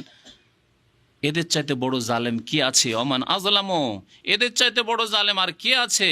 মিম্মান ইফতারা আলাল্লাহিল কাযিব, যারা আল্লাহ সম্পর্কে মিথ্যা রচনা করলো, তাওহীদের জায়গায় শিরক ঢুকিয়ে দিল, সুন্নতের জায়গায় বিদআত ঢুকিয়ে দিল, আর নবী করিম সাল্লাল্লাহু আলাইহি ওয়াসাল্লাম সম্পর্কে মিথ্যা কথাবার্তা বলল, দিন সম্পর্কে মিথ্যা কথাবার্তা বলল। এদের চাইতে বড় জালেম আর কেউ হতে পারে না। ওয়া হুয়া ইউদআ ইলাল ইসলাম, অথচ তাদেরকে ডাকা হচ্ছে বা তাকে ডাকা হচ্ছে ইসলামের দিকে, তাওহীদের দিকে আহ্বান করা হচ্ছে, সুন্নতের দিকে আহ্বান করা হচ্ছে। তাওহীদ সুন্নত নিতে রাজি নয়, সুফিবাদে বিশ্বাসী হবে, পীরতন্ত্রে বিশ্বাসী হবে। বনি ইসরাইল তাওহীদ আর নবী সাল্লাল্লাহু আলাইহি ওয়াসাল্লাম রিসালাতকে বিশ্বাস করতে রাজি নয়, তারা ওই মন গড়া বিকৃত পুস্তক নিয়েই থাকবে। ওয়া হুয়া ইউদআ ইলাল ইসলাম, অথচ তাকে আহ্বান করা হচ্ছে, ডাকা হচ্ছে ইসলামের দিকে। আল্লাহু লা ইয়াহদিল কওমাজ জালিমিন, আল্লাহ জালেম সম্প্রদায়কে রাস্তা দেখান না। তারপরে মহান আল্লাহ বলছেন ইউরিদুনা লিইউতফিউ নূর আল্লাহ বিআফওয়াহিম, তারা চায়, ইউরিদুন মানে তারা ইচ্ছা করে, তারা চায় লিইউতফিউ নূর আল্লাহ, আল্লাহর আলোকে নিভিয়ে দিতে, বিআফওয়াহিম তাদের মুখের ফুক দ্বারা। তাদের আফওয়াহ ফামুনের জামা, ফামুন আসলে ছিল ফাউহুন, আর ফাউহুনের জামা হচ্ছে আফওয়াহ। আলিয়াউমা নাখতিমু আলা আফওয়াহিহিম, আল্লাহ বলছেন যে আজকে আমি তাদের মুখে কি লাগিয়ে দেবো? মোহর লাগিয়ে দেবো। ওয়া তুকাল্লিমুনা আইদিহিম, আর আমার সাথে কথা বলবে তাদের হাতগুলি। ওয়া তাশহাদু আরজুলুহুম, আর সাক্ষী দেবে তাদের পাগুলি। তো আফওয়াহ মানে হচ্ছে মুখ। তারা কি চাইতো? তারা চাইছিল বা চাইছে, ইউরিদুনা, তারা চেয়েছে, বর্তমানও চাইছে, আর কিয়ামত পর্যন্ত এরা চাইতে থাকবে। আল্লাহর শত্রুরা, ইহুদি খ্রিস্টানরা, আল্লাহর দুশ্মন, অন্য দুশ্মনরা, যে তারা আল্লাহর নূরকে, আল্লাহর আলোকে নিভিয়ে দেবে তাদের মুখ দ্বারা, মানে তাদের মুখের ফুক দ্বারা। ওয়াল্লাহু মুতিম্মু নূরিহি, কিন্তু আল্লাহ পাক ওয়াদা করছেন, আল্লাহ পাক ঘোষণা করছেন। আল্লাহর ঘোষণা মিথ্যা হইতে পারে? আল্লাহর ওয়াদার খেলাফ হইতে পারে না, কিন্তু আমাদের দ্বারা আল্লাহ করিয়ে নেবেন। আমরা যদি দাঁড়াই তাহলে আল্লাহ করিয়ে নেবেন, আর যদি আমরা না দাঁড়াই তাহলে আল্লাহ কখনো দেবেন না। আর আল্লাহ পাক রব্বুল আলামিন এটা বাস্তবে করিয়ে দেখিয়ে দিয়েছেন। সাহাবায়ে কেরাম যারা ছাগল চড়াতেন, হ্যাঁ, যারা পেটে খেতে পেতেন না, পেটে পাথর বাঁধতেন, যাদের গোত্রীয় নেতৃত্ব ছাড়া কোনো তাদের শাসক, রাজা, বাদশাহ ছিল না, না তাদের রাষ্ট্রপতি, না প্রধানমন্ত্রী, না এইরকম রাষ্ট্র গঠন জানতো, না এইরকম রাজনীতি আর পলিটিক্স বুঝতো, তাদেরকে আল্লাহ পাক রব্বুল আলামিন সেখান থেকে উঠিয়ে সারা বিশ্বের নেতৃত্ব দিয়ে দিয়েছেন, পারস্য সাম্রাজ্য দিয়ে দিয়েছেন। কেসরার পতন ঘটেছে, আর কাইসার রোম সাম্রাজ্যের পতন ঘটেছে। আল্লাহ পাক রব্বুল আলামিন উমর রাদিয়াল্লাহু তাআলা আনহুর জামানা আস্তে আস্তে সব দিয়ে দিয়েছেন। মুআবিয়া রাদিয়াল্লাহু তাআলা আনহুর জামানা আসতে আজকাল এত বড় কোনো দেশ নেই যত বড় দেশ তৈরি হয়েছিল। এদিকে চীনের বর্ডার থেকে, পূর্ব দিকে চীনের বর্ডার থেকে শুরু করে পশ্চিম দিকে আন্দোলুস স্পেন পর্যন্ত, পশ্চিম আফ্রিকা পর্যন্ত, ইউরোপের বর্ডার পর্যন্ত, আটলান্টিক মহাসাগর পর্যন্ত। তা আল্লাহ পাক দিয়ে দিয়েছেন না ওয়াদা পূরণ করে। আল্লাহ বলছেন ওয়াল্লাহু মুতিম্মু নূরিহি, আল্লাহ তার আলোকে পূর্ণতা অবশ্যই দান করবেন, অবশ্যই সম্পূর্ণ করবেন, আর করেছেন আল্লাহ পাক রব্বুল আলামিন। আর শুধু এককালের জন্য আল্লাহ সীমিত করেনি, সর্বদাই আল্লাহ দেবেন। যদি সাহাবাই কেরামরা যেমন দাঁড়িয়েছিলেন, তাবেইনরা যেমন দাঁড়িয়েছিলেন, তাবেইন যেমন দাঁড়িয়েছিলেন, আইম্মাই কেরাম ওলামাই কেরাম যেমন দাঁড়িয়েছিলেন, হরকত করেছিলেন, আমরা যদি সেই রকমই ঈমান এবং আমল তৈরি করতে পারি, আল্লাহ পাক ওয়াদা করেছেন দেবেন অবশ্যই। ওয়ালাউ কারিহাল কাফিরুন, যদিও কাফেরা তা অপছন্দ করে, বরদাস্ত করতে পারে না। কাফের অস্বীকারী আল্লাহর সূত্র কখনো চাই না যে আল্লাহ পাক তার নূরকে অর্থাৎ ইসলামকে জয়ী করুক আর ইসলামের নেতৃত্ব সারা বিশ্বে হোক, এটা কেউ চায় না। যত কাফেরদের দল উপদল রয়েছে কেউ চায় না। আল্লাহ কোরআনে তাও বলে দিয়েছেন ওয়ালাউ কারিহাল কাফিরুন, কখনো তা বরদাস্ত করে নেবে না তারা। তারপর আল্লাহ পাক রব্বনা বলছেন যে তোমাদের বিজয়ের উপায় কি, বিজয়ের উপায় কেমন করে বিজয় হাসিল করবে, কেমন করে ইসলাম শক্তিশালী হবে, ইসলামিক নেতৃত্ব হবে কি করে। হুয়াল্লাযী আরসালা রাসূলাহু, আল্লাহ সেই সত্তার নাম যিনি তার রাসূলকে প্রেরণ করেছেন। আল্লাহ রাসূলকে প্রেরণ করেছেন, তাহলে রাসূলের পতাকার ছায়াতলে আশ্রয় নিতে হবে, রাসূলুল্লাহ সাল্লাল্লাহু আলাইহি ওয়াসাল্লামের আদর্শকে মজবুত করে ধারণ করতে হবে। লান তাযিল্লু মা তামাসসাকতুম বিহিমা, নবী সাল্লাল্লাহু আলাইহি ওয়াসাল্লাম বলেছেন দুইটি বস্তু ছেড়ে যাচ্ছি, বলেছেন না, তারাকতু ফিকুম আমরাইন, দুটি বস্তু ছেড়ে যাচ্ছি। লান তাযিল্লু, কখনো রাস্তা হারা হবে না, জান্নাতের রাস্তা হারা হবে না, নেতৃত্বের সম্মানের রাস্তা হারা হবে না, পদদলিত লাঞ্ছিত হবে না। মা তামাসসাকতুম বিহিমা, যতদিন মজবুত করে ধারণ করবে। এই দুটি বস্তু কি, তা কি? কিতাব আল্লাহ, আল্লাহর কিতাব আল কোরআন, ও সুন্নতি, আর আমার আদর্শ সুন্নত রাসূলুল্লাহ সাল্লাল্লাহু আলাইহি ওয়াসাল্লামের হাদিস। তো আল্লাহ পাক বলছেন আল্লাহ সেই সত্তার নাম যিনি তার রাসূলকে প্রেরণ করেছেন বিল হুদা, হিদায়াত নিয়ে, ওয়া দ্বীনিল হক, এবং সত্য দিন নিয়ে। শাব্দিক অর্থ করলাম, কিন্তু এই দুইটি শব্দের দুইটি গুরুত্বপূর্ণ তাফসীর করেছেন তাফসীরকারগণ। শুনে রাখুন আজকে ভালো করে, হয়তো শোনেননি এর আগে। শুধু শাব্দিক অর্থ হুদা মানে সঠিক পথ বা হেদায়েত, সহজ ভাষায় হেদায়েত মানে সঠিক পথের দিক নির্দেশনা, আরও সহজ ভাষায়। আর দ্বীনুল হক মানে সত্য দিন, সত্য জীবন বিধান। এর ব্যাখ্যা তাফসীর শুনে তাফসীরকারগণ বলছেন বিল হুদা মানে আল ইলমুন নাফি। আল্লাহ পাক রাসূলকে প্রেরণ করেছেন দুটি বস্তু নিয়ে, এক হচ্ছে উপকারী বিদ্যা, যেই বিদ্যা মানব জাতির জন্য উপকারী, সেই বিদ্যা নিয়ে আল্লাহ পাক রাসূলকে প্রেরণ করেছেন সাল্লাল্লাহু আলাইহি ওয়াসাল্লাম। আমরা যে বিদ্যা পেয়েছি, উপকারী বিদ্যা, কোথা থেকে পেয়েছি? রাসূলুল্লাহ সাল্লাল্লাহু আলাইহি ওয়াসাল্লামের কাছ থেকে পেয়েছি। কোরআন এবং হাদিসের বিদ্যা কোথা থেকে পেয়েছি? এই কোরআন এবং হাদিসের বিদ্যায় শিক্ষিত হয়ে সারা বিশ্বকে শিক্ষা দান করেছে মুসলিমরা। জি, ইতিহাস পড়ে দেখুন, সেই আন্দোলস স্পেনের ইতিহাস, যেখানে কর্ডোবা ইউনিভার্সিটিতে অমুসলিম ছেলেরা, খ্রিস্টানদের ছেলেরা, খ্রিস্টান বড় বড় শাসকদের নেতাদের ছেলেরা এসে মুসলিম ওলামা বিদ্বানদের কাছে পড়াশোনা করত। ইউরোপ ছিল অন্ধকারী, আর মুসলিমরা সারা বিশ্বের জ্ঞানের ভাণ্ডারের নেতৃত্ব দিচ্ছিল সেই জামানায়। কিন্তু যখন মুসলিমরা তাদের দিন থেকে সরে গেছে, এই বিদ্যা থেকে সরে গেছে, এখন কোরআন এবং হাদিসের বিদ্যা শিক্ষা শুধু থেকে গেছে কার জন্য? যে খোড়া, তাদেরকে কোরআন হাদিস মাদ্রাসায় পড়াও, যাতে করে কোনো রকম ভিক্ষা করে খেতে পারে। ন্যাংরা খোড়া মানুষ, কাজকর্ম করতে পারবে না, যে মাদ্রাসায় পাঠিয়ে দেয়। আজকাল মুসলিমরা এই করে, 5টা ছেলের মধ্যে একটা যদি খোড়া হয় বা অন্ধ হয়, তো অন্ধটাকে হাফেজ বানিয়ে দেয়। আর কী করে খাবে ও? হাফেজ বানিয়ে দেবে। যদি ল্যাংড়া খোড়া হয় তো চলাফেরা তো করতে পারবে না, ভালো কাজ করতে পারবে, দৌড়াদৌড়ি করতে পারবে, ছোটাছুটি করতে পারবে না, তুই একে মাদ্রাসা পড়িয়ে দেখো মৌলভী সাহেব বানিয়ে দে, তাই না? 5টা ছেলের মধ্যে যেটা পড়াশোনা বেশি করতে পারে না, স্কুলে প্রাইমারি স্কুলে পরীক্ষা করে নিল যে ছেলেটার রেজাল্ট ভালো না, একে ডাক্তারও বানানো যাবে না, একে ইঞ্জিনিয়ারও বানানো যাবে না, তাই না? এই অ্যাকাউন্টেন্টও হইতে পারবে না, তাহলে একে কী করবি? যা মাদ্রাসায় পাঠিয়ে দে, যদি কোনো রকম ফকিরি বিদ্যা পড়ে খেতে পায়। এই চিন্তাধারা মুসলিম জাতির, কি করে আল্লাহ সম্মানিত করবে এই মুসলিম জাতিকে? আমাদের দেশে মাদ্রাসাগুলির পরিসংখ্যান ভালো করে নিয়ে দেখেন যে অধিকাংশ গরিবের ছেলেরা পড়াশোনা করে, যারা অসহায়, স্কুল কলেজ ইউনিভার্সিটিতে পড়িয়ে ডাক্তার ইঞ্জিনিয়ার বানাইতে পারবো না, কিন্তু আমাদের ছেলেদের কিছু শিখাইতে হবে। তাহলে ফ্রি শিক্ষা কোথায়? মাদ্রাসাতে ফ্রি শিক্ষা আছে, লজিং খেতে পাবে অথবা বোর্ডিংয়ে ফ্রি খেতে পাবে, আর এতিমখানা আছে ওখানে পড়ে যা কিছু হয়। আর যাদের পয়সা আছে, হ্যাঁ, কেউ পড়াবে না কোরআন বা হাদিস, কি করে আল্লাহ সম্মানিত করবে? আর সেই কোরআন হাদিস পড়ার জন্য ইউরোপের শাসকদের ছেলেরা আসতো মুসলিমদের কাছে। জি, তখন আল্লাহ পাক মুসলিম জাতিকে সম্মানিত করেছেন। তো বিলহুদা মানে হচ্ছে আল ইলমুন নাফি, উপকারী বিদ্যা। উপকারী বিদ্যা হচ্ছে যেই বিদ্যা আল্লাহর সাথে সম্পর্ককে মজবুত করে। আল্লাহর সাথে যেই জ্ঞান হাসিল করার পরে সম্পর্ক মজবুত হয়, তা হচ্ছে উপকারী বিদ্যা। নবী করিম সাল্লাল্লাহু আলাইহি ওয়াসাল্লাম দোয়া করে তো বলেছেন, কি দোয়া? এলিম সম্পর্কে, আল্লাহুম্মা ইন্নী আসআলুকা ইলমান নাফিয়া, আল্লাহ তুমি উপকারী এলেম দান করো। শুধু এলেম নয়, তাহলে এমন এলেম যেই এলেম দিয়ে উপকার হয়, দিনের উপকার হয়, দুনিয়ার উপকার হয়। আর সবচেয়ে বড় উপকার যে আমার সম্পর্ক আমার রবের সাথে আছে, আমার সৃষ্টিকর্তার সাথে আছে, আমার আল্লাহর সাথে আছে, আমার যিনি হায়াতের মালিক, আমার মওতের মালিক, আমার রিজিকের মালিক, আমার বয়সের মালিক, আমার ছেলে মেয়েদের মালিক, আমার উন্নতি অবনতি সব কিছুর মালিক, সব কিছু যার হাতে, তার সাথে আমার সম্পর্ক আছে। এটি আমার সবচেয়ে বড় কামিয়াবি। তিনি আল্লাহ রাজি থাকলে আমাকে কে ঠেকাতে পারে? এই এলেম আমার এর দ্বারা হাসিল হয়েছে, উপকারী এলম। তারপরে দুনিয়ার এলেম শিখুন, দুনিয়ার এলেম ফার্জে কেফায়া, ডাক্তারি শিখুন, ইঞ্জিনিয়ারিং শিখুন, আরও কিছু শিখুন, কৌশল শিখুন, সব কিছু শিখুন, যুদ্ধবিদ্যা শিখুন, সব কিছু শিখুন।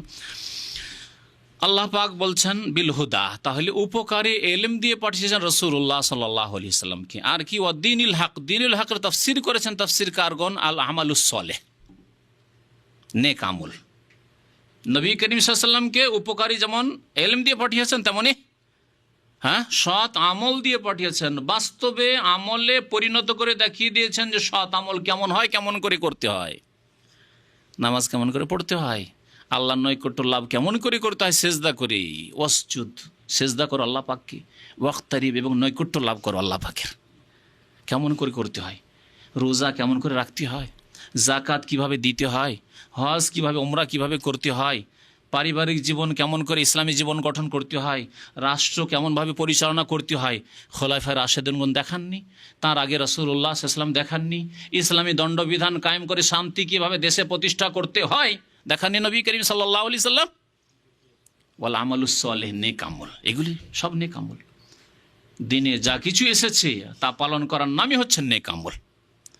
মাতা পিতার সেবা কেমন করে করতে হয়, মাতা পিতাকে সন্তুষ্ট কেমন করে করতে হয়, মাজারে নিয়ে যে মা বাবা বলছে যে চলো মিলাদে পয়সা দাও, মিলাদ করিয়ে না, এত টাকা কাফফারা ধরেছে, মারা গেছে অমুক, এত টাকা কাফফারা ধরেছে, কাফফারার টাকা পাঠাও, এইসব করে তোমার মা মারা গেছে, এত টাকা খরচ করতে হবে, কি বলে এটাকে, খরচ করে না, এত টাকা খরচ করতে হবে তার জন্য, এইসব করে বিদআত করে আর গুনহার কাজ করে না। মা বাবার কেমন করে খেদমত করতে হয়, মা বাবা কেমন করে সন্তুষ্ট করতে হয়, তাও আল আমলুস সালেহ, নেক আমল রাসূলুল্লাহ সাল্লাল্লাহু আলাইহি সাল্লাম শিখিয়ে দিয়েছেন। তো আল্লাহ সেই সত্তার নাম হুয়াল্লাযী আরসালা রাসূলা, যিনি তার রাসূলকে প্রেরণ করেছেন, বিল হুদা মানে উপকারী এলেম নিয়ে, ওয়া দীনিল হক সত্য দিন নিয়ে, মানে নেক আমল, সৎ আমল নিয়ে, লিইয়ুযহিরাহু আলাদ দীনি কুল্লিহি, কারণ মানুষ সম্মানিত হতে পারে দুটো বিষয় যদি থাকে তার মধ্যে। এক হচ্ছে জ্ঞান আছে, এলেম আছে, উপকারী এলেম আছে, আর তার সাথে সাথে যেমন এলেম আছে তেমন কর্ম আছে। আপনি যেমন জানছেন কর্ম করেন, তাহলে না উন্নতি করবেন। তো আল্লাহ পাক তাই বলছেন যে সত্য দিন নিয়ে, মানে সৎ আমল নিয়ে রাসূলুল্লাহ সাল্লাল্লাহু আলাইহি ওয়াসাল্লাম পাঠিয়েছেন, লিইয়ুযহিরাহু, যাতে করে তাকে জয়ী করেন, আল্লাহ জয়ী করতেছে, বিজয় দান করেন, আলা দীনে কুল্লিহি, এই দিন ইসলামকে, এই রাসূলুল্লাহ সাল্লাল্লাহু আলাইহি সাল্লামকে, তার উম্মতকে আল্লাহ পাক জয়ী করতে চেয়েছেন, বিজয় দান করতে চেয়েছেন, আলা দীনে কুল্লিহি, সমস্ত মতবাদের ওপর, সমস্ত দিনের ওপর, ধর্মের ওপর, সমস্ত ধর্মের ওপর দিন ইসলামকে আল্লাহ জয়ী করার ওয়াদা করেছেন। কিন্তু এই তরিকাতে উপকারী এলেম শিখতে হবে এবং নেক আমল করতে হবে। ওয়ালাউ কারিহাল মুশরিকুন, যদিও মুশরিক বহুত্ববাদী যারা তা বরদাস্ত করতে পারে না, তা পছন্দ করে না। ইয়া আইয়ুহাল্লাযীনা আমানু হাল আদুল্লুকুম আলা তিজারাতিন তুনজিকুম মিন আযাবিন আলীম, এই আয়াতের শান নজুল সম্পর্কে তাফসীর কারগণ লিখেছেন যে সাহাবায়ে কেরাম একবার আপোষে জল্পনা করলেন যে যায় একবার রাসূলুল্লাহ সাল্লাল্লাহু আলাইহি ওয়াসাল্লামকে জিজ্ঞাসা করি যে সবচেয়ে নেক আমল কি, নেক আমল সম্পর্কে জিজ্ঞাসা করি, যে নেক আমলগুলি রাসূলুল্লাহ সাল্লাল্লাহু আলাইহি ওয়াসাল্লাম বলবেন সেগুলি আমরা করব। তখন এই আয়াত নাজিল হয়, যে আয়াত সামনে আসছে তার তাফসীর। আল্লাহ পাক বলছেন, ইয়া আইয়ুহাল্লাযিনা আমানু, হে মুমিন সকল, হাল আদুল্লুকুম আলা তিজারা, তোমাদের কি বাতলিয়ে দেব। দাল্লা ইয়াদুল্লাহ মানে বাতলিয়ে দেওয়া, বলে দেওয়া, দেখিয়ে দেওয়া। হাল আদুল্লুকুম আলা তিজারা, তোমাদেরকে কি এমন ব্যবসা, তিজারা মানে ব্যবসা, এমন ব্যবসা বাতলিয়ে দেব, তুনজিকুম মিন আযাবিন আলিম, যা তোমাদেরকে মর্মান্তিক শাস্তি, আযাব থেকে মুক্তি দান করবে, রেহাই দেবে।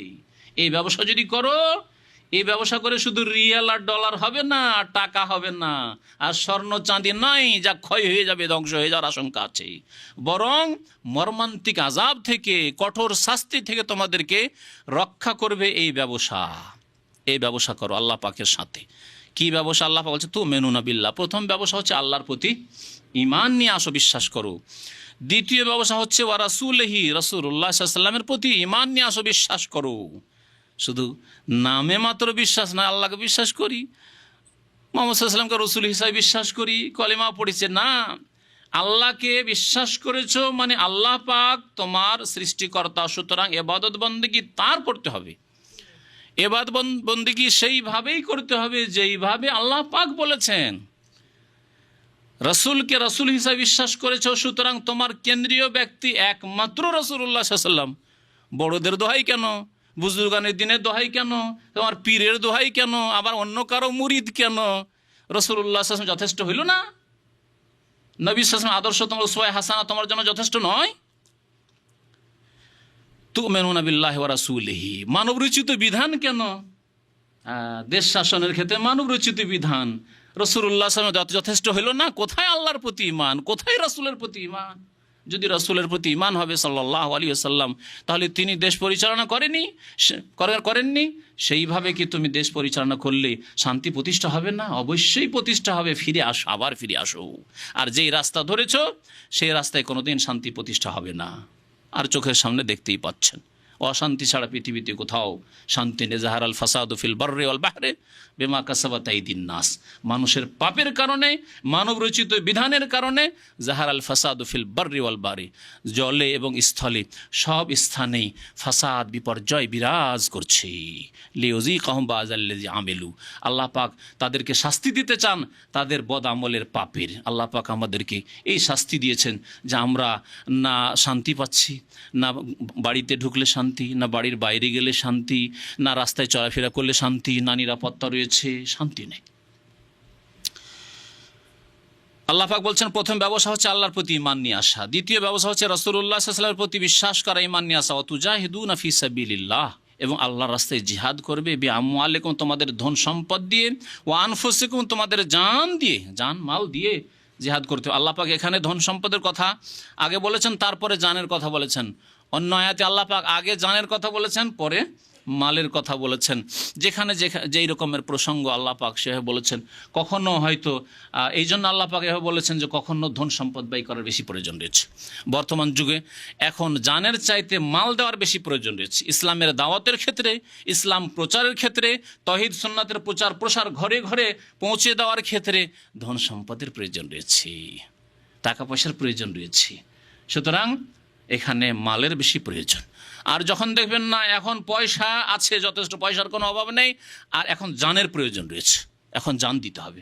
জানের কুরবানি না করলে এখন ইসলামকে শক্তিশালী করা যাবে না, ইসলামকে জয়ী করা যাবে না, তখন জানের প্রয়োজন রয়েছে। এই জন্য আল্লাহ পাক রব্বুল আলামিন অন্য আয়াতে আগে জানের কথা তারপরে মালের কথা বলেছেন। যালিকুম খায়রুল লাকুম, এই ব্যবসা যদি করো এটা তোমাদের জন্য অত্যন্ত মঙ্গলময়, কল্যাণকর হবে। ইন কুনতুম তা'লামুন, যদি তোমরা সত্যিকার অর্থে জানতে। আল্লাহ পাক আর কি দেবেন যদি ব্যবসা করো? তো ব্যবসা করলে প্রথম কি পাবো জানতে পারলাম, কঠোর শাস্তি থেকে আল্লাহ পাক কি দেবেন? মুক্তি দেবেন, নাজাত দেবেন। আর কি করবেন? ইয়াগফির লাকুম যুনুবাকুম, আল্লাহ তোমাদের গুনাহগুলিকে মাফ করে দেবেন। ওয়ায়ুদখিলকুম জান্নাতিন তাজরি মিন তাহতিহাল আনহার, এবং এমন জান্নাত সমূহে তোমাদেরকে প্রবিষ্ট করবেন, দাখিল করবেন, যার নিম্ন দেশে নহর সমূহ প্রবাহিত রয়েছে, ঝর্ণা সমূহ প্রবাহিত রয়েছে।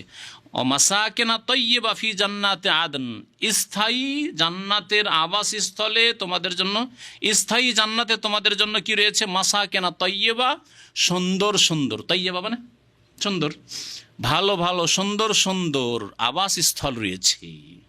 ঘর রয়েছে। জালিকাল ফাউজুল আজিম, আর এটি হচ্ছে মহা সাফল্য, সবচেয়ে বড় কামিয়াবি যে জান্নাত পেয়ে গেলেন, চিরকালের জান্নাতে আদান। আল্লাহ পাক যেন আমাদেরকে জান্নাতুল ফিরদৌস দান করেন, জান্নাতে আদান দান করেন।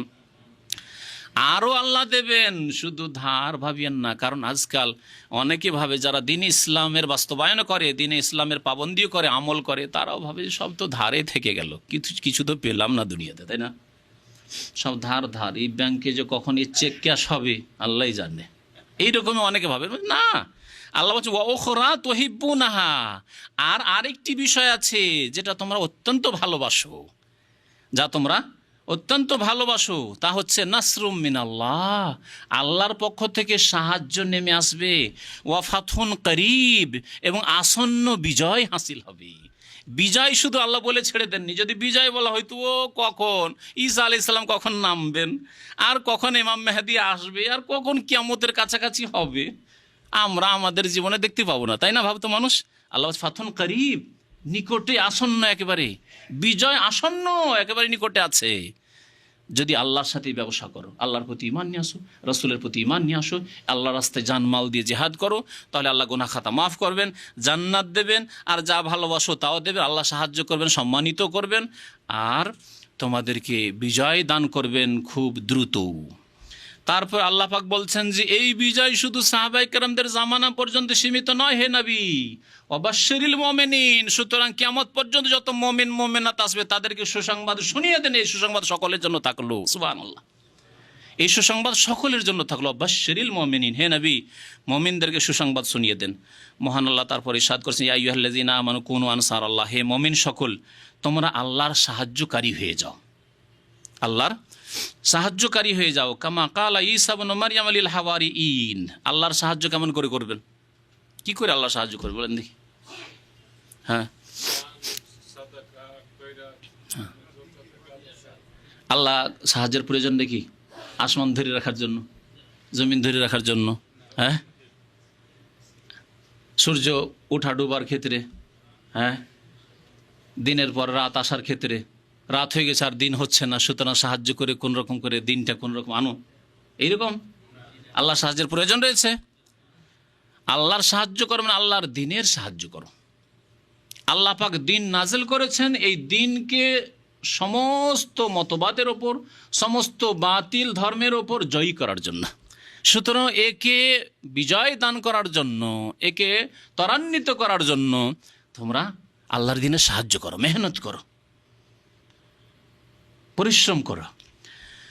কোন আনসার আল্লাহ, আল্লাহ পাকের সাহায্যকারী তোমরা হয়ে যাও। যেমন ঈসা ইবনে মারইয়াম, মারইয়ামের পুত্র ঈসা আলাইহিস সালাম বলেছিলেন লিল হাওয়ারিয়িন, তার হাওয়ারিদেরকে। রাসূলুল্লাহ সাল্লাল্লাহু আলাইহি ওয়াসাল্লামের সাহাবায়ে কেরামদেরকে সাহাবী বলা হয়, আর ঈসা আলাইহিস সালামের সহচরদেরকে হাওয়ারি বলা হয়। যারা ঘনিষ্ঠ ব্যক্তি ছিলেন ঈসা আলাইহিস সালাম, তাদেরকে হাওয়ারি বলা হয়েছে, হাওয়ারিয়িন। হাওয়ারির জামা হচ্ছে হাওয়ারিয়িন। নবী করিম সাল্লাল্লাহু আলাইহি ওয়াসাল্লাম একটি হাদিস আছে, লিকুল্লি উম্মাতিন হাওয়ারি, প্রত্যেক উম্মতের হাওয়ারি মানে ঘনিষ্ঠ সহচর রয়েছে। ওয়া হাওয়ারি, আমার ঘনিষ্ঠ সহচর কে? হ্যাঁ, হাওয়ারি উম্মতি আজ-জুবাইর, জুবাইর রাদিয়াল্লাহু তাআলা, যে আশরা মুবাশশির একজন জুবাইর বিন আওয়াম, তার কথা উল্লেখ করেছেন নবী করিম সাল্লাল্লাহু আলাইহি ওয়াসাল্লাম। লিকুল্লি উম্মাতিন আমিন, আরেকটি হাদিস আছে, প্রত্যেক উম্মতের আমানতদার বিশ্বস্ত ব্যক্তি রয়েছেন। আর আমার উম্মতের আমিন, আমানতদার ব্যক্তি আবু উবাইদা ইবনুল জাররাহ, ও আমিনু হাযিহিল উম্মাহ আবু উবাইদা ইবনুল জাররাহ রাদিয়াল্লাহু তাআলা আনহু আজমাইন। তো যেমন ঈসা আলাইহিস সালাম বলেছিলেন তার হাওয়ারিদেরকে, ঘনিষ্ঠ সহচরদেরকে, মান আনসারি ইলাল্লাহ, কে আমার আল্লাহ পাক রব্বুল আলামিনের ক্ষেত্রে সাহায্য করবে, আল্লাহর দ্বীনকে প্রসারের ক্ষেত্রে কে সাহায্য করবে? মান আনসারি ইলাল্লাহ, আল্লাহর দিকে ধাবিত হওয়ার ক্ষেত্রে, আল্লাহ পর্যন্ত পৌঁছার ক্ষেত্রে, আল্লাহর নৈকট্য লাভ করার ক্ষেত্রে, মান আনসারি ইলাল্লাহ, কে আমার সাহায্য করবে?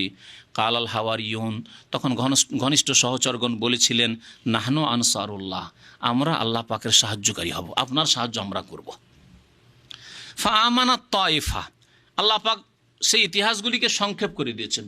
সুতরাং ঈসা আলাইহিস সালামের যখন আগমন হইল, নবুয়ত পেলেন, দিনের প্রচার শুরু করলেন, একদল বনি ইসরায়েলদের তার প্রতি ঈমান নিয়ে আসলো। ফামানা তায়েফাতুম মিন বনি ইসরাইল, বনি ইসরায়েলদের একটি ছোট্ট দল ঈমান নিয়ে আসলো, বিশ্বাস করলো। ওয়া কাফারাত তায়েফা, আর একটি দল কুফরি করলো, অস্বীকার করলো, কাফের হয়ে গেল। ফাআইয়াদনাল্লাযীনা আমানু আলা আদুওয়িহিম, আল্লাহ বলছেন আমি শক্তিশালী করলাম, আমি শক্তিশালী। আইয়াদা ইউআইয়িদু, তাইয়িদ মানে সমর্থন দেওয়া, শক্তিশালী করা। আল্লাহ বলছেন ওই জাতিকে আমি সমর্থন করলাম বা শক্তিশালী করলাম, আল্লাযীনা আমানু, যারা ঈমান নিয়ে এসেছিল, আলা আদুওয়িহিম, তাদের শত্রুদের ওপর, কাফেরদের ওপর। কাফের কারা হয়েছিল? যারা ঈসা আলাইহিস সালাম সম্পর্কে দুই দল কাফের হয়েছে। তার মধ্যে এক দল যারা ঈসা আলাইহিস সালাম, ইহুদি, যারা ঈসা আলাইহিস সালামের প্রতি ঈমানও নিয়ে আসলো না, বিশ্বাস করলো না, বরং বলল যে ঈসা তো জারুর সন্তান, নাউজুবিল্লাহ, বাবা নেই, হতে পারে বাবা নেই, আর মরিয়ম কোথা থেকে নিয়ে আসলো, ধরুন জারুর সন্তান, ওলা দুজনা জারুর সন্তান বলেছিল। এরাকে বলা হয়েছে এই কাফের, যারা অস্বীকার করেছিল।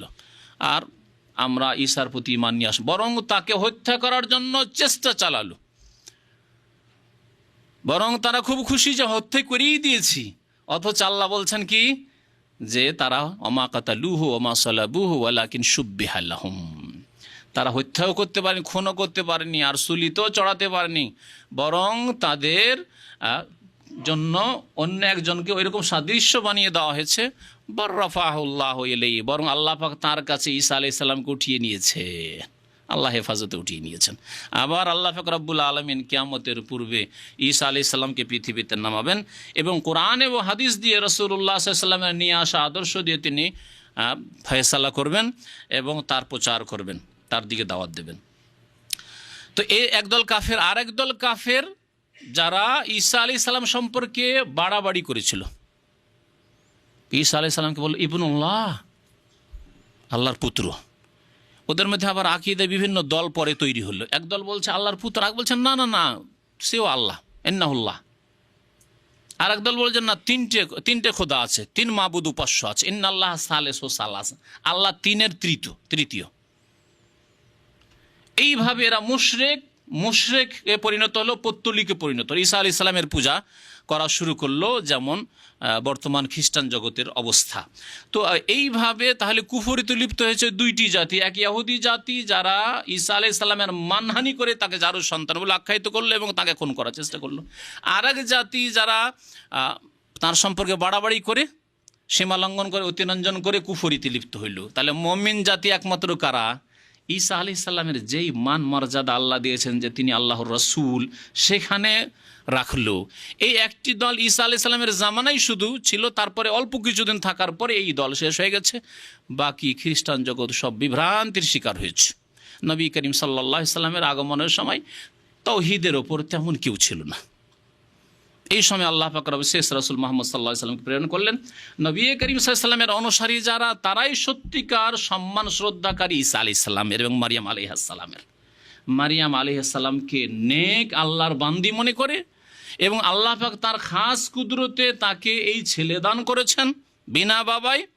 তিনি সতী সাধ্যী নারী ছিলেন এবং ঈসা আলাইহিস সালাম আল্লাহ পাকের স্পেশাল খাস রূহ আল্লাহ পাক যা দান করেছেন, তাই আল্লাহ পাক রব্বুল আলামিন তাকে তারপরে রসুল করেছেন। এইভাবে যারা শ্রদ্ধা সম্মান করে, বাড়াবাড়িও তার সম্পর্কে করেনি, আল্লাহর পুত্রও বানিয়ে দেয়নি এবং ইহুদিদের মতো তার মানহানি করেনি, তারাই সত্যিকার মুমিন। আল্লাহ বলছেন ফাআইয়াদনাল্লাযীনা আমানু আলা আদুওয়িহিম, আমি মুমিনদেরকে শক্তিশালী করলাম তাদের শত্রুদের ওপর। ফাসবাহু জাহিরিন, সুতরাং তারা বিজয়ী হয়ে গেল। ফাসবাহু জাহিরিন, তারাই বিজয়ী হলো। এই দল বিজয়ী। ঈসা আলাইহিস সালামের জামানায় তো হকের ওপর তারা জয়ী এবং কিয়ামত পর্যন্ত এই দল সর্বজয়ী হয়ে থাকবে, বিজয়ী হয়ে থাকবেন। যেমন নবী করিম সাল্লাল্লাহু আলাইহি সাল্লাম বলেছেন, লা তাজালু তাইফাতুম মিন উম্মতি জাহিরিনা আলাল হক লা ইয়াদুররুহুম মান খাযালাহুম হাত্তা তাকুমাস সাহ। সহিহ বুখারী মুসলিম এই হাদিস রয়েছে যে আমার উম্মতের একটি দল সব সময় হকের ওপর জয়ী থাকবে। লা তাজালু তাইফাতুম মিন উম্মতি জাহিরিনা আলাল হক, সত্যের ওপর সর্বদা জয়ী হয়ে থাকবে। লা ইয়াদুররুহুম মান খাযালাহুম, যারা তাদেরকে অপদস্থ করতে চাইবে, অসম্মান করতে চাইবে, তারা কখনো তাদের কোনো রকমের ক্ষতি করতে পারবে না। হাত্তা তাকুমাস সাআহ, কিয়ামত আসা পর্যন্ত। অন্য হাদিস হাত্তা ইয়াতি আমরুল্লাহ, যতক্ষণ পর্যন্ত আল্লাহর আদেশ না আসবে পৃথিবী ধ্বংসের, অর্থাৎ সিংহায় ফুৎকার না দেওয়া হবে, ইসরাফিল ফুক না দেবেন। আল্লাহ পাক রব্বুল আলামিন সেই দলে আমাদেরকে যেন শামিল করেন তার রহমতে। আল্লাহ পাক সাহায্য প্রাপ্ত দলে আমাদেরকে শামিল হওয়ার তৌফিক দান করেন। আল্লাহ পাক ফিরকায়ে নাজিয়া, নাজাত প্রাপ্ত, মুক্তিপ্রাপ্ত দলে আল্লাহ পাক যেন আমাদেরকে শামিল করেন। এই দলকেই বলা হয়েছে মুক্তিপ্রাপ্ত দল, ফিরকায়ে নাজিয়া হাদিসে। আর এই দলকেই বলা হয়েছে মনসুরিন, সাহায্যপ্রাপ্ত। আর সত্যের উপর জাহেরিন, আল হক, সত্যের উপর জয়ী। আল্লাহ পাক যেন এই দলে সামিল হয়ে দিনের খেদমতের তৌফিক দান করেন, দিনের প্রতি আমল করার তৌফিক দান করেন, দিনের প্রচার প্রসার, দিনের দিকে, সত্য দিনের দিকে দাওয়াত দেওয়ার জন্য আল্লাহ পাক তৌফিক দান করেন। আমিন ইয়া রাব্বাল আলামিন। সুবহান রাব্বিকা রাব্বিল ইজ্জাতি আম্মা ইয়াসিফুন ওয়া সালামুন আলাল মুরসালিন ওয়ালহামদুলিল্লাহি রাব্বিল আলামিন। আমাদের ভাই বলছেন যে একটি প্রশ্ন এসছে কয়েকজনের পক্ষ থেকে, আর অনেকে জানতে চান, সেটা হচ্ছে বাংলাদেশের কোর্টে আল্লাহ পাক হিদায়াত করে ওই সব লোকদেরকে যারা এইসব কেস করে এবং গ্রহণ করে, তাদেরকে আল্লাহ পাক হিদায়াত করেন। তো বাংলাদেশ কোর্টে কেস করা হয়েছে কোরআনের বিরুদ্ধে আর ইসলামিক যে পাঠ্য পুস্তকগুলি রয়েছে, যাতে বলা হয়েছে যে আল্লাহ পাক যে জবাইয়ের আদেশ দিয়েছিলেন ইব্রাহিম আলাইহিস সালামকে, যে তোমার বা জবাইয়ের আদেশ স্বপ্নে দিয়েছিলেন, ইন্নী আযবাহুকা, যেন জবাই করেছি, দেখলেন। আর নবীর স্বপ্ন হচ্ছে ওয়াহি। তাকে যাকে জবাই করা হয়েছিল সেই ছেলে ইব্রাহিম আলাইহিস সালামের ইসহাক ছিলেন আলাইহিস সালাম, ইসমাইল আলাইহিস সালাম ছিলেন না। এই বলে কেস করেছে যে এটা হচ্ছে সত্য। আর কোরআন এবং এরা হাদিসের দোহাই দিয়ে, অথবা না ও যার দোহাই দিয়েছে ওটা তো আমি জানি, কিন্তু মুসলিমরা যেটা পড়ছে যে ইসমাইল আলাইহিস সালামকে জবাই করার জন্য নিয়ে গিয়েছেন ইব্রাহিম আলাইহিস সালাম, এটা মিথ্যা। এতদিন ধরে কেন এই সিলেবাসে পড়ানো হচ্ছে এই মিথ্যা কথা, এই বলে ওই মিথ্যুক দাজ্জাল কেস করেছে। এবং আল্লাহ পাক হিদায়াত করে ওই ব্যক্তিকে এবং ওই রকম যেসব লোকেরা রয়েছে যারা এই কেস কবুল করেছে। তো এই ক্ষেত্রে শুনে রাখেন ভালো করে, কোরআনে কারিমে আল্লাহ পাক যে ঘটনা বর্ণনা করেছেন জবাইয়ের, সেটা ঘটেছে মেনায়। বুঝতে পেরেছেন? মেনায় ঘটনা ঘটেছে না? মেনাতে। মক্কা থেকে ইব্রাহিম আলাইহিস সালাম মেনার দিকে নিয়ে যাচ্ছিলেন সেই ছেলেকে। ইসহাক আলাইহিস সালাম এবং তার মা সারা কখনো মক্কায় আসেননি, কখনো মক্কা আসেননি। ইসমাইল আলাইহিস সালামকে বাল্য জীবনে সহিহ বুখারীর হাদিস রয়েছে যে তার মা সহ হাজেরা সহ, হাজার আসলে নামটি আমাদের দেশের লোকেরা হাজিরা বলে, কারণ এই হাজেরা নামটি আমাদের দেশের লোকেরা রাখে, আসলে হাদিসে হাজার তার মার নাম ছিল। এই জন্য সংশোধন করে নেওয়া ভালো, যদিও হাজিরা কখনো বলে দিচ্ছি আমি। হাজার এবং তার ছেলে ইসমাইল আলাইহিস সালাম, এদেরকে এখানে রেখে ইব্রাহিম আলাইহিস সালাম আল্লাহর হুকুমে আবার শাম দেশে ফিরে চলে গেছিলেন। সেখানে জমজম হইল। তারপরে বড় হইলেন ইসমাইল আলাইহিস সালাম, ওই আশেপাশের আরব গোত্র ছিল তাদের মধ্যে খেলাধুলা করে। ফালাম্মা বালাগা মা হুসাইয়া, আল্লাহ পাক সূরা সাফফাতে উল্লেখ করেছেন, যখন একটু দৌড়ঝাঁপ করতে শিখলেন, একটু বড় হইলেন, ইব্রাহিম আলাইহিস সালাম স্বপ্ন দেখলেন, কালা ইন্নী আযবাহুকা, যেন আমি জবাই করছি তোমাকে। আর আমি তো নবী রসুল, নবী রসুলের স্বপ্ন হচ্ছে ওহী, তাহলে আল্লাহ আদেশ করছেন জবাই করার। নিয়ে গেলেন জবাই করার জন্য। তাহলে কাকে জবাই করার জন্য নিয়ে গেলেন? ইসমাইল আলাইহিস সালামকে নিয়ে গেছেন।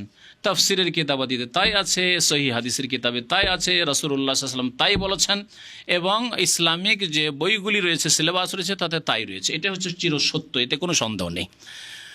পক্ষান্তরে বাইবেলে, ইহুদি খ্রিস্টানদের কিতাবে, বাইবেলে, কারণ বাইবেল বিকৃত, মনে রাখবেন যে বাইবেল আল্লাহ পাকের কিতাব নয় বর্তমান বাইবেল, কারণ এর অধিকাংশই বিষয়গুলিকে তারা বিকৃত করে দিয়েছে। বিকৃত বাইবেলে ইসমাইলের জায়গায় ঘটনা বর্ণনা করা হয়েছে, কিন্তু ইসহাকের নাম উল্লেখ করা হয়েছে, যে তিনি ছিলেন, যাকে জবাই করতে নিয়ে যাওয়া হয়েছিল তিনি ছিলেন ইসহাক আলাইহিস সালাম। এই বিকৃতি কেন ঘটাইলো? যেমন তৌহিদের ক্ষেত্রে শিরক কুফরি ঢুকিয়েছে তারা বাইবেলের মধ্যে, বহু ক্ষেত্রে আম্বিয়া রসুলগণ সম্পর্কে বেয়াদবি ঢুকিয়েছে। বাইবেলে এমন পর্যন্ত আছে যে লূত আলাইহিস সালাম জিনা করেছিলেন, তাও আবার মেয়ের সাথে, দুই মেয়ের সাথে। হ্যাঁ, মদ খেয়েছিলেন, মদ খেয়ে নেশাগ্রস্ত হয়ে। এই বাইবেলে আছে যে দাউদ আলাইহিস সালাম ওই ওরিয়ার স্ত্রীর জন্য পাগল হয়ে গিয়েছিলেন, সেই জন্য ছলনা করে যুদ্ধে পাঠিয়ে দিয়ে ওকে হত্যা করিয়ে দিয়ে তার স্ত্রীকে বিয়ে করেছিলেন। এই বাইবেলে আছে যে সুলাইমান আলাইহিস সালামের রাজত্ব ওই আংটির ওপর নির্ভরশীল ছিল। এই সুলাইমানি নকশার ওপর আজকেও বিদাতি মুশরিক কবর পূজারী মুসলমানরা বিশ্বাস করে। সুলাইমান আলাইহিস সালাম জাদুকর ছিলেন, তার এই জাদু দিয়ে তার রাজত্ব চলতো। এইসব বেয়াদবি কথা, আল্লাহ সম্পর্কে বেয়াদবি রয়েছে, আম্বিয়া রসুল সম্পর্কে বেয়াদবি রয়েছে। তার মধ্যে এই মিথ্যা ঘটনা হচ্ছে যে ইসহাককে জবাই করতে নিয়ে যাওয়া হয়েছিল, এই বাইবেলের ঘটনা। কেন এই মিথ্যা রটনা করলো আর এই বিকৃতি কেন ঘটালো? বিরাট একটি স্বার্থ নিয়ে। বাইবেল যারা রচনা করেছে, অর্থাৎ মিথ্যা যারা ঢুকিয়েছে, তার এই জন্য ইসহাকের নাম ঢুকেছে ইসমাইল আলাইহিস সালামের জায়গায়, যাতে করে এই সম্মান মর্যাদা তাদের হাসিল হয়। কারণ বনি ইসরাইল্লা ইসহাক আলাইহিস সালামের বংশ পরম্পরা। পক্ষান্তর ইসমাইল আলাইহিস সালাম যদি আল্লাহর জবি হয়, মানে জবাই করতে তাকে নিয়ে যাওয়া হয়, তাহলে এই সম্মান তো আরবদের মধ্যে চলে যাচ্ছে, কোরাইশদের মধ্যে চলে যাচ্ছে। না না না, তারা সম্মানিত বংশ নয়। সম্মানিত বংশ আল্লাহ পাকের শ্রেষ্ঠ মানুষ, শ্রেষ্ঠ সৃষ্টি, শ্রেষ্ঠ বান্দা আমরা বনি ইসরাইল। কারণ আমাদের পূর্বপুরুষ ইসহাক আলাইহিস সালামকে জবাই করতে নিয়ে যাওয়া হয়েছিল। এই জন্য তারা এই বিকৃতি ঘটিয়েছে বাইবেলে, বুঝতে পারলেন স্পষ্ট।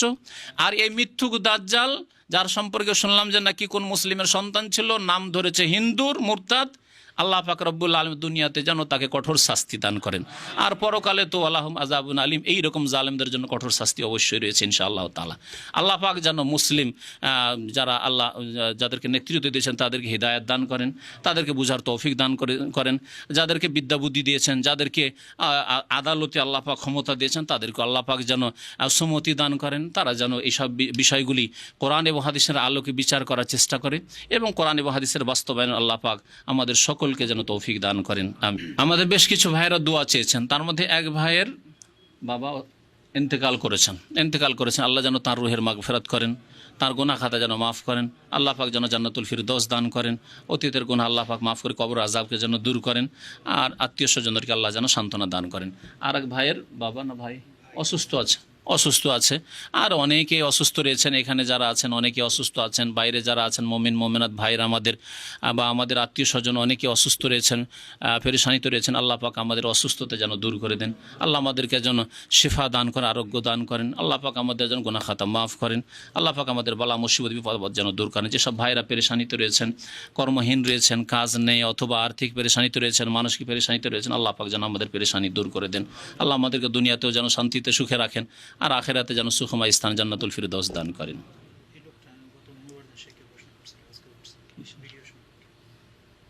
এক ভাই ভিডিও সম্পর্কে প্রশ্ন করেছে। ভিডিও সম্পর্কে অনেকবারই বলা হয়েছে, বারবার বলার প্রয়োজন করে না। আমি বলছি এবং আমি সৌদি আরবের বড় বড় উলামায়ে কেরামদের রেফারেন্স দিয়ে বলছি যে ভিডিও ছবি নয়।